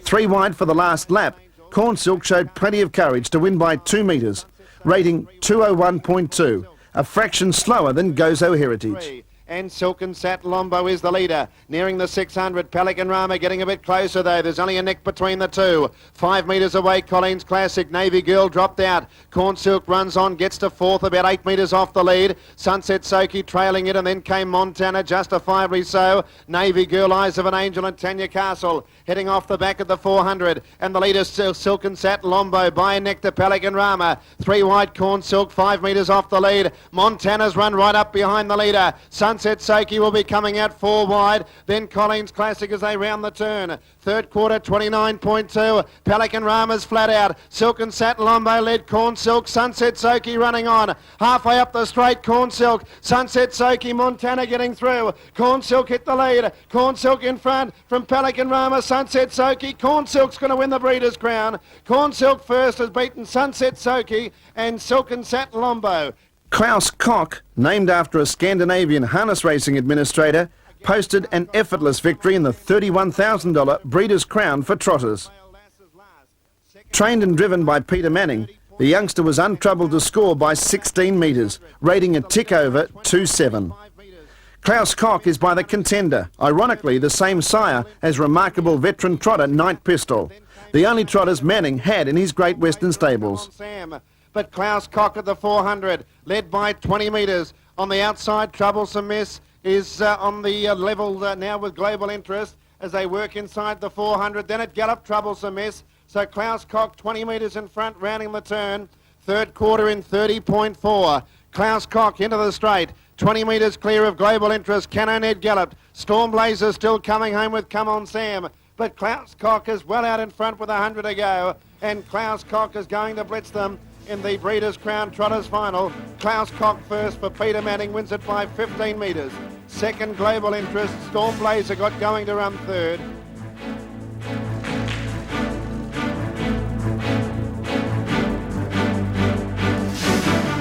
New Zealand horseman Kevin Townley, who won most of Victoria's juvenile Trotters Classic events with Solar Fire a season earlier, returned with another promising youngster in June. Her name was Sunning, and she was shining brightly after outclassing her rivals in the $30,000 Victoria Trotters Oaks at Moonee Valley. Sitting patiently back in the field, Townley made his winning move down the back straight the last time, and the filly was untroubled to win by 13 metres. 32 seconds the second quarter, and the leader is Arnica's Pride by a metre to Maori's Crown. Third, Starlight's Child, Nefertiti fourth, then Mad As, Roads of Victory, Petite Morley, Sunning giving them 20 metres down the back, then Spontaneous Lead, Tamirama, Petite second last, is well back in the field, Regal Ann, and the one that dropped out, Brani Dell. 500 left to travel, and the leader is Arnica's Pride from Maori's Crown. And look at Sunning, it's made up 20 metres down the back straight, went straight past Maori's Crown and Arnica's Pride, and Sunning swept up to hit the lead. Third quarter was 32.6, and Sunning went for home around the bend, the Kiwi filly. She left them standing. Sunning is away from Arnica's Pride, Maori's Crown spontaneously, but it's Sunning with a big break. She took off at the 700 and just keeps going, and she's going to win it easily. What a win. Sunning first. Second is going to be close. Spontaneously gets it just in front of Maori's Crown. A week later, top Victorian horseman Ted Demler made a hit-and-run visit to New Zealand to drive Tupelo Rose in the Caduceus Club Fillies Classic at Alexandra Park. Bought by stable clients earlier in the season, it was Demler's first drive on the daughter of In the Pocket. Leading for the last 1,800 metres of the Group 1 Classic, Tupelo Rose cleared out in the straight to win by 6 lengths, rating 159.9, with the last 800 metres in 58.1 seconds and the final quarter in 28.6.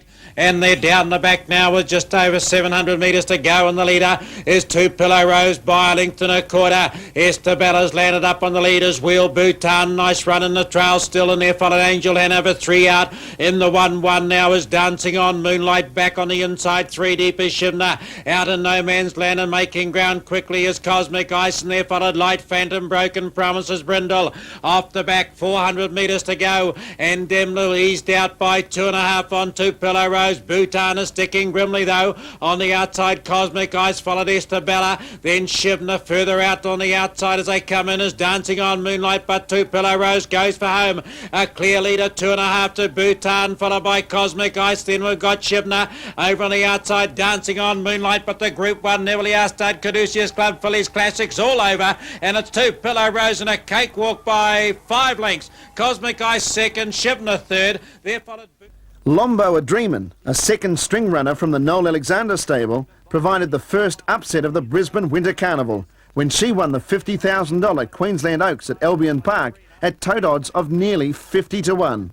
In a roughhouse affair which saw 2 reinsmen suspended, Sydney horseman Greg Bennett brought Lombo a Dreamin' with a late run to win by half a neck, depriving New Zealand filly OK Rock of her third Oaks success. She should have gas in the tank. OK Rock. OK Rock's 3/4 in front of Lombo Repeater. Trevor Warwick's calling upon her now. She's under some pressure as the leader lengthens stride. My Liberty Bell next. Lombo a Dreamin' pulling 3 wide. Then came Caribbean Miss. My Liberty Bell broke up there. Better Bet swung around them, but OK Rock is off and gone, carving a third quarter of 29 seconds. She's a length in front. Lombo a Dreamin' giving chase. Going back to the inside was Lombo Repeater. Then came Better Bet. OK Rock, no gas in the tank. Lombo a Dreamin' charging on the outside with Better Bet. OK Rock and Lombo a Dreamin'. Lombo a Dreamin' drives to the lead with 50 metres to go, and Oaks glory for Lombo a Dreamin'. Lombo a Dreamin' beat OK Rock and Lombo Repeater ran third. Promising Victorian trotter West Texas Crude, trained and driven by Neville Welsh, struck oil when he won the New South Wales Trotters Derby at Fairfield at the end of June. Sunning was a prohibitive favourite following her impressive Victoria Trotters Oaks win earlier in the month, but galloped in the score-up. Nearly a length away in third Unraced as a 2-year-old because he was too slow, West Texas Crude left his rivals in his wake in the straight, rating 208.3 for 2,513 metres. Going into the back, West Texas Crude the leader. Keystone Johnny striding up the second, a bit over a length and a half behind the leader. Sunning is following him up now as they go down the back towards the 450. And then came Jacob's Whiz and Miss Philly Nickers and How Do You Do. They've got about 400 to go, and the leader is still West Texas Crude, out about 3 lengths in front from Keystone Johnny. Sunning going up on the outside now, is starting to run into it pretty strongly. But oh, she put in a couple of bounties there. She's galloped the favourite. She's galloped. She's out of business. West Texas Crude straightens up well clear from Keystone Johnny. And in third place is Jacob's Whiz, and How Do You Do's gone past Sunning. It's a real How Do You Do for the favourite. But she's doing a real bad job here, Sunning. She was cranky before the start, and it showed out in the race. And West Texas Crude wins easily from Jacob's Whiz. Third, Keystone Johnny. Fourth, How Do You Do. Shepparton Juvenile, Nature's Fury, had to survive a protest from the runner-up, Spur of Time, before claiming the Edgar Tatlow Stakes at Moonee Valley. Winner of the Sapling Stakes a fortnight earlier, the victory capped a unique double for trainer Ken Day, who won both classics with My Handsome Fella 7 years earlier. Driven by Stephen Boyington, Nature's Fury sprinted home strongly to win by nearly 2 metres, but Boyington had a few anxious moments before the protest was dismissed. The leader is Kukri by 3 metres to Gone Roman. Second quarter in 32.1. Third on the inside, Gozo Heritage. And out 3 wide now, Mona's Mistake. In the middle was Prince Scorpio. Nature's Fury 3 wide with a trail. Spur of Time in an awkward spot, 3 back the inside. Then came White House Bill off the track, Kentucky Fella. And then Lombo Gadolari, Swing Blade, and last is Tar Box. Kukri leads 500 to go. 2.5 metres to Mona's Mistake, now challenging. Under pressure, Gone Roman, then goes Heritage. Nature's Fury running on strongly, so is Kentucky Fella wide out. Heading off the back in 30.7. Kukri quickly collared by Mona's Mistake, and Nature's Fury appearing on the scene now. Nature's Fury swept up, they hit the lead from Mona's Mistake. Goes Heritage is out, then Kentucky Fella and Tarbox. Nature's Fury in front of the 100. Running after it goes Heritage, and along the inside, Spur of Time. Nature's Fury in front, finding something though, and Nature's Fury will win it from Spur of Time. Nature's Fury first, Spur of Time's run second, third goes Heritage.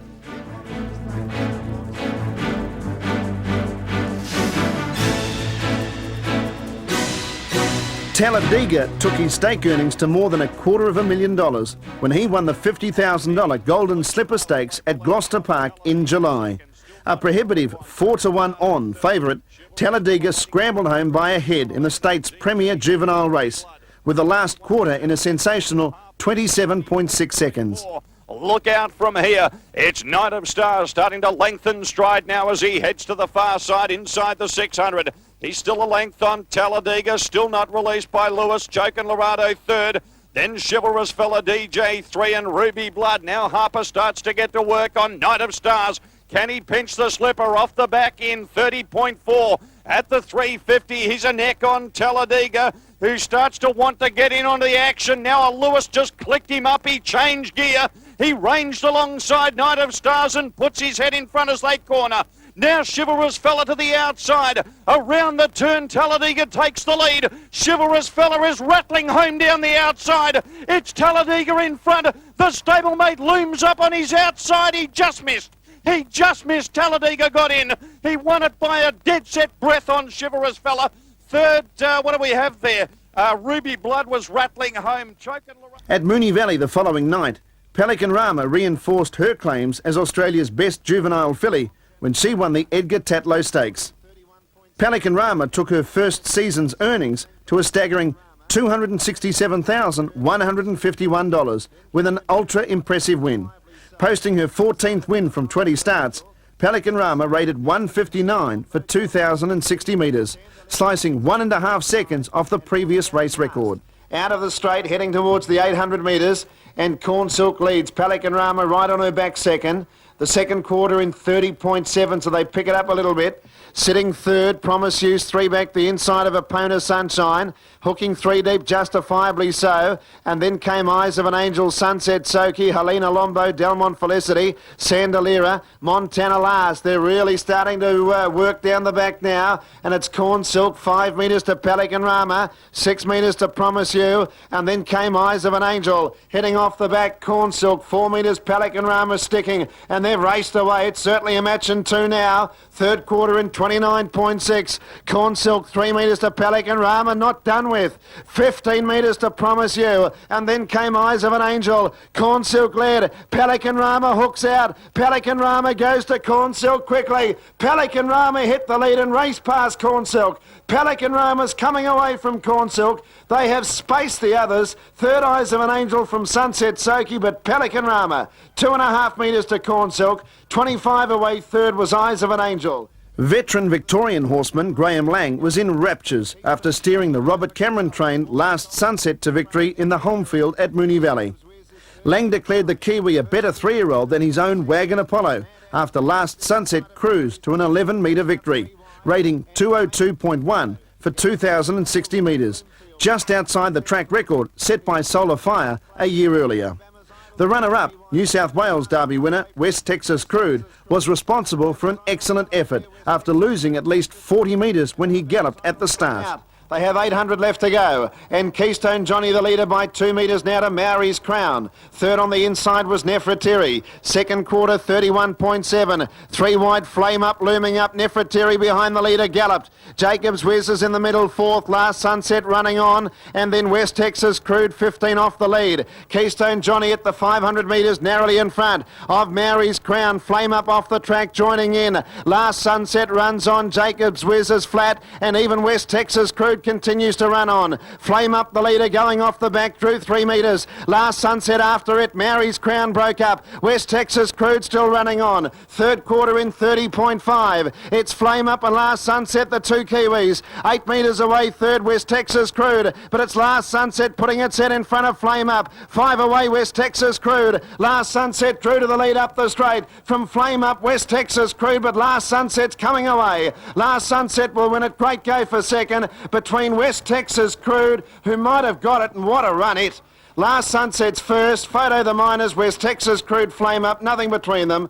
I'm a Cop 2 became the first locally trained horse to win the South Australian Trotters Derby in 9 years at Globe Derby Park, a week after the home field. Despite having the toughest run in the race, I'm a Cop 2 proved too good for Victorian stablemates Ryan's Flash and Regal Ann. Only the second filly to win the SA Classic in the past 40 years, I'm a Cop 2 emulated the feat of Profile, the first South Australian trained horse to win the Derby for 20 years in 1990. And the front runner was Ryan's Flash, leading by 4 metres. I'm a Cop 2, second on the outside of Trotterholic. Rufus Rough Cut was fourth. Next on the inside was Regal Ann. Then Athlete Rocky Bloomfield coming out 3 deep to try and make ground, and the Glimmer Man half a lap away. Second quarter 31.6. The first half was 64.5. At the 400, Ryan's Flash still led by 2 metres to I'm a Cop 2. Smith hasn't popped the question to the filly yet. Trotterholic third on the inside, then Rufus Rough Cut. Forget Rocky Bloomfield, he's not in the race. At the 300, Ryan's Flash still led 2 metres. Smith's about to ask I'm a Cop 2 now for the supreme effort. Then Trotterholic, Regal Ann was next in the straight. Ryan's Flash the leader. I'm a Cop 2 trying to wear him down. Ryan's Flash tackled by I'm a Cop 2. The filly moves to Ryan's Flash. She takes the lead. She is a very, very good filly. And I'm a Cop 2 sits in the breeze to win the Derby by a metre. Second, Ryan's Flash. The stablemate got out late to get third, Regal Ann. 8 days later, Storm Blazer claimed the spotlight when he won the Redwood Classic for 2-year-old trotters at Maryborough. The 14th running of the Juvenile Classic, once again Racing Manners proved a decisive ingredient in the 2,000-metre standing start event. Driven by Chris Alford, Storm Blazer, originally purchased with a pacing career in mind, was the only leading fancy not to make a mistake in running, as he completed the Victoria Sires Stake Redwood Double. Heading out of the straight with 800 left to travel. Second quarter in 33 seconds. And Global Interest the leader by 2 metres to Storm Blazer. Jerrawarra third. Monjani hooks out 3 wide. Quickly goes up to put pressure on the leaders. In fifth spot, Son of Flair. Alicia Brown next from Pretty Jessica. Truscott Steele making a move 20 off the lead and wide. And then Miss Q. Down the back it's Global Interest with the inside running. Storm Blazer the centre. And Monjani's out 3 deep. Then Son of Flair round the outside. Truscott Steele. Has this been a run? Peeling out 4 wide and charging into the race. Then came Jerrawarra locked up as they leave the back straight. The third quarter in 30.3. It's Global Interest, Storm Blazer. Off the track, Truscott Steele, who went via the cape around the turn. He ran off into the straight. Storm Blazer led. Global Interest galloped. Jerrawarra getting through. Truscott Steele, Son of Flair. Storm Blazer in front. Son of Flair peeling off him. Storm Blazer in front. Son of Flair galloped and Storm Blazer. Storm Blazer wins the Redwood Classic. Storm Blazer first, Jerrawarra second, Son of Flair third. Mother Courage had to live right up to her name before scoring a narrow win in the $150,000 Oceania El Dorado final at Moonee Valley at the end of July. John Caldo virtually lifted the Bruce Morgan trained filly over the line to win by 1.5 metres, rating a slick 2 minutes .1 for the 2,060 metre trip.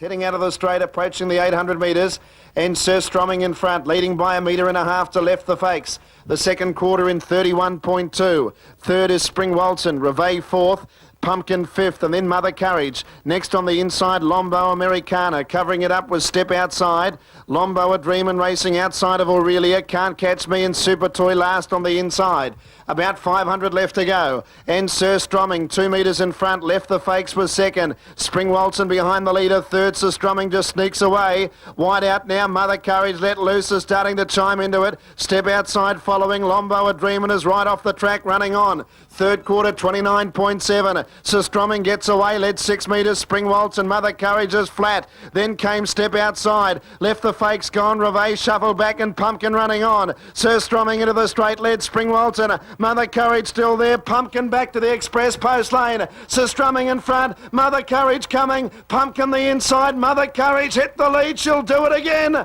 Mother Courage has won it. Second is close. Probably Sir Stromming from Pumpkin using the express post lane. Former New Zealander Flame Up had luck on his side when he won the $40,000 Victoria Trotters Derby for big spending owner Stan Taylor and trainer-driver Frank Cicluna at Moonee Valley on the last night of July. The first stroke of good luck came when pre-post favourite Last Sunset was scratched on the morning of the Classic with a stone bruise. Flame Up was also in luck when the leader West Texas Crude broke in the middle stages, presenting Flame Up with a saloon passage along the inside to take the lead with a lap to run. Old West Texas Crude has galloped in front. He's galloped West Texas Crude. Flame Up getting through along the inside and took the front. He's still galloping West Texas Crude back to the tail end. Rocky Bloomfield without cover, and they head to the half mile. Flame Up, the short price favourite. Well, he looks to be presented with the race now. He goes through to lead into the back. He hasn't done any work at all. 34.3 the second quarter, and Frank Cicluna about to set sail for home in the Derby. 2 metres clear of Rocky Bloomfield. Clay's coming 3 wide. Keystone Johnny through onto the back of the leader, travelling well. Stroppy pad out 3 wide, 4 wide on the track, West Texas Crude. Over in the centre, then came Jacobs Whiz into a dead end, followed by Macrae Whiz, Wise Bay, Maori Pro, and out the back as Corporate Killer, trotting down toward the 400 metre mark in the Trotters Derby, and the leader is Flame Up. He's about to go for home now, 4 metres clear of out deep on the track, getting to second, Clay's Keystone Johnny. He's about to get into the clear in plenty of time. Right off the track, West Texas Crude, Stroppy Pat struggling, then Macrae Whiz running home, turning at the top of the stretch in the Derby, the 30.6 the third quarter, and Flame Up goes for home. Here's Keystone Johnny coming it after him though into second placing. Down the outside, Clays with Macrae Whiz, but Flame Up clear in the Derby. He's holding Keystone Johnny and Macrae Whiz and Flame Up. Flame Up wins the Trotters Derby 4 metres to Keystone Johnny. Third Macrae Whiz, then Clays.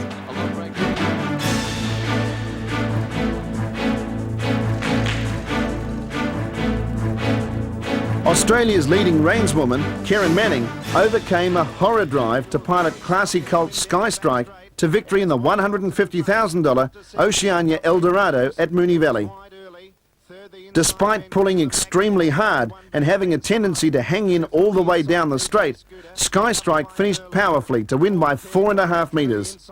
Sky Strike rated 158.4 to equal Western Light's age record. carving out the final 800 metres in 57.9 seconds, on his way to notching his 16th win from 24 starts. And it's the favourite, Wally Walton, Matthew Gath leading, 3 metres to Drop Dead Gorgeous. Third, Vancouver Mac. Frugal Lord sliding up 3 wide around Friends for Life. Who's going to come out in front of it though? Friends for Life came out 3 deep. Frugal Lord got forced 4 wide and he's stuck there now. Leaders back, Vancouver Mac and then Merlot. In between runners was Sky Strike keeping Frugal Lord 4 deep, and then Diamond Trinity on the inside of Art Scooter, and out wider was Silverline Pocket. Delmont Gregg at the rear. Second quarter 31.6, and Wally Walton the leader down the back. He's put under some pressure though. Drop Dead Gorgeous travelling well has almost joined him.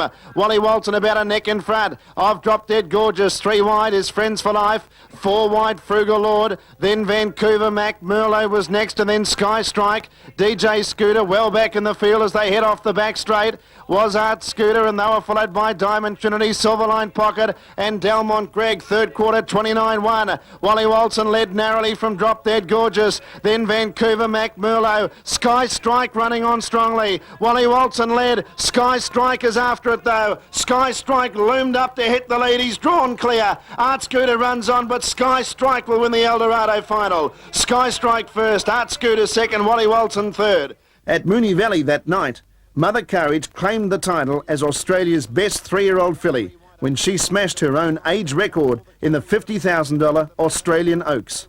Withstanding a mid-race challenge from Kiwi fillies OK Rock and Electric Kiwi, Mother toughness in holding out Frosty Lady to win by a half head. Dual Oaks winner OK Rock was 7 metres away third. A multiple classic winner during the season, Mother Courage headed to the Spelling Paddock with a record of 19 wins from 32 starts and stake earnings of more than $293,000. Electric Kiwi zooms up to Mother Courage. Frosty Lady's down on the pegs trailing the leader. Out 3 wide, Classy Fillies had a very tough run. She's never been on the track. Then came Lombo a Dreamin', Sir Strumming 3 back the inside. Wide midfield, Universal first, and then Spring Walton. Our Lady Rena down on the pegs and second last as they head into the back. Eastward Pearl, and at the end of the field is Step Outside. The second quarter was 28 seconds.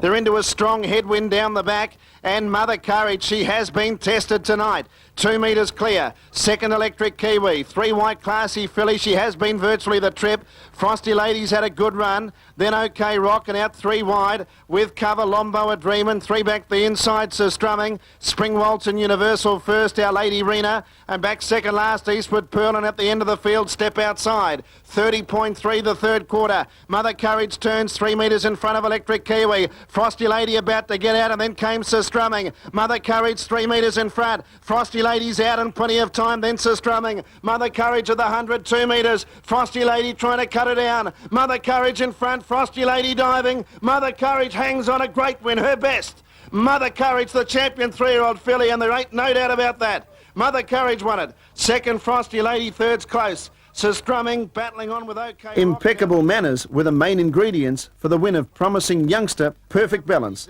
in the Edgar Tatlow Stakes for 2-year-old trotters at Moonee Valley.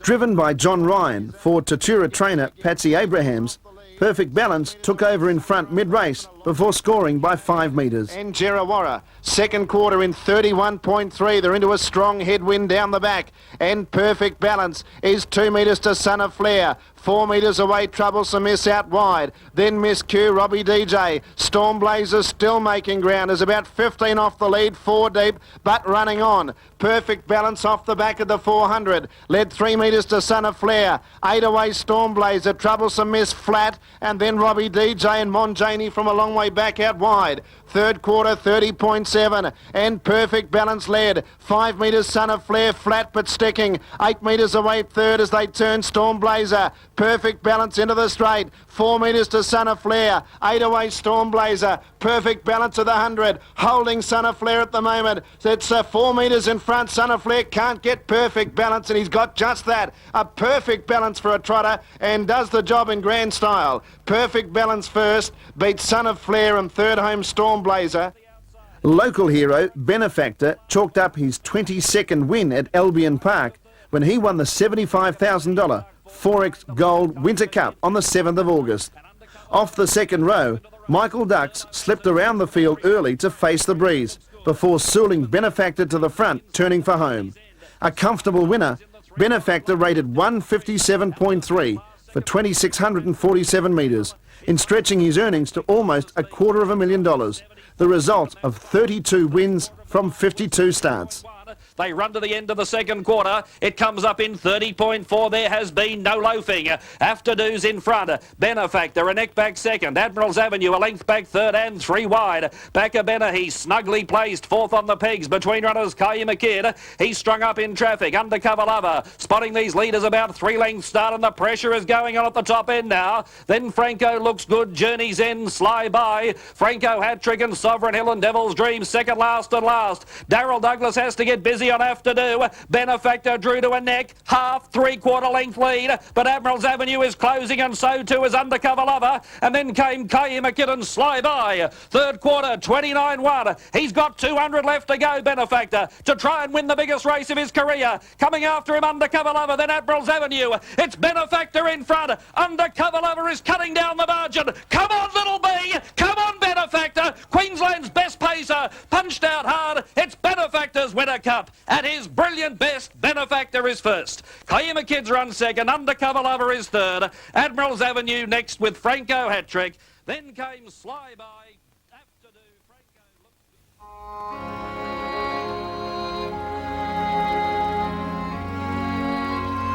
looked... Imagine you've just selected the bloodline you want, put your mare to the best, waited 11 long months in hope and anticipation. The new life you dreamed of is here in all its beauty and promise. You watch it grow. It develops strength, quality, style, the facility of speed and grace and motion. It runs like the wind.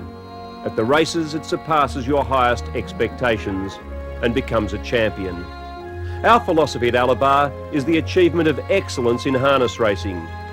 We aim for your success, and through yours comes our own.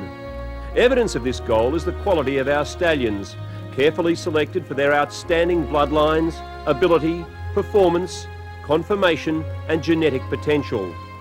The most important people at Alabar are our customers. This ongoing commitment involves every aspect, from supplying detailed computer data about your mare's pedigree and best possible breeding crosses, to just being available 7 days a week if you should call to see how she's progressing. Set in the rich irrigation area of northern Victoria, Alabar Bloodstock was established 2 decades ago by experienced studmaster and entrepreneur Alan Galloway. It now comprises over 2,000 acres of lush green pasture, complemented by superb facilities, and has established an enviable reputation as the leading standard bred nursery in the Southern Hemisphere. In the past 5 years, progeny from Alabar have earned for their owners in excess of $26 million. Over 1,000 individual winners have amassed a total of 4,500 races. The advent of sophisticated semen preservation methods has brought the bloodstock world to our doorstep. The harness racing industry is at the very forefront of these advances, and Alabar is leading the way in Australia and New Zealand. Transported semen has already facilitated the spread of our semen for international transport by freezing and storage in liquid nitrogen. Alabar Bloodstock is now proud to offer its customers access to European and North American stallions via these exciting new methods. Ask about the bloodlines available for your mare in the coming season. Here at Alabar, we have incorporated the very latest technology into our own breeding program. The semen we freeze on the farm is all tested in a rigorous quality control protocol. We are only the second laboratory in the world to use the combination of testing procedures which ensures that no semen leaving the farm is below the very high standard required. In order to take the best care of your mare or young horse, we've built and equipped an equine surgical unit right here on the farm. With horses, the unexpected can always occur. Delay in instituting treatment can be the difference between life and death.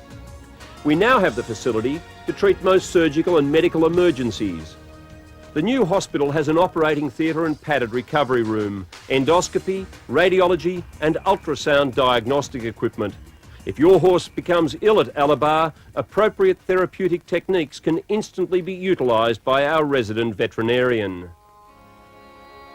A new dimension has been added to Alabar's range of customer services. Whatever the plan for your youngster, we can help you. We offer preparation of yearlings to our high standard for sale or auction, or if you cannot bear to part with a foal you've bred, why not let us prepare it for its racing life? Alternatively, you may wish to join us in selling a promising yearling or 2-year-old as a going horse. Our experienced people are trained in judging the quality of youngsters and have contacts with owners and trainers across the country. Alabar Training Centre can be your gateway to prosperity in the industry. The phenomenon which is Alabar has been created by vision and leadership, combined with a hands-on approach and a deep love of the job. In fact, it's not a job for us at Alabar, but rather a way of life which we would not exchange for any other in the world.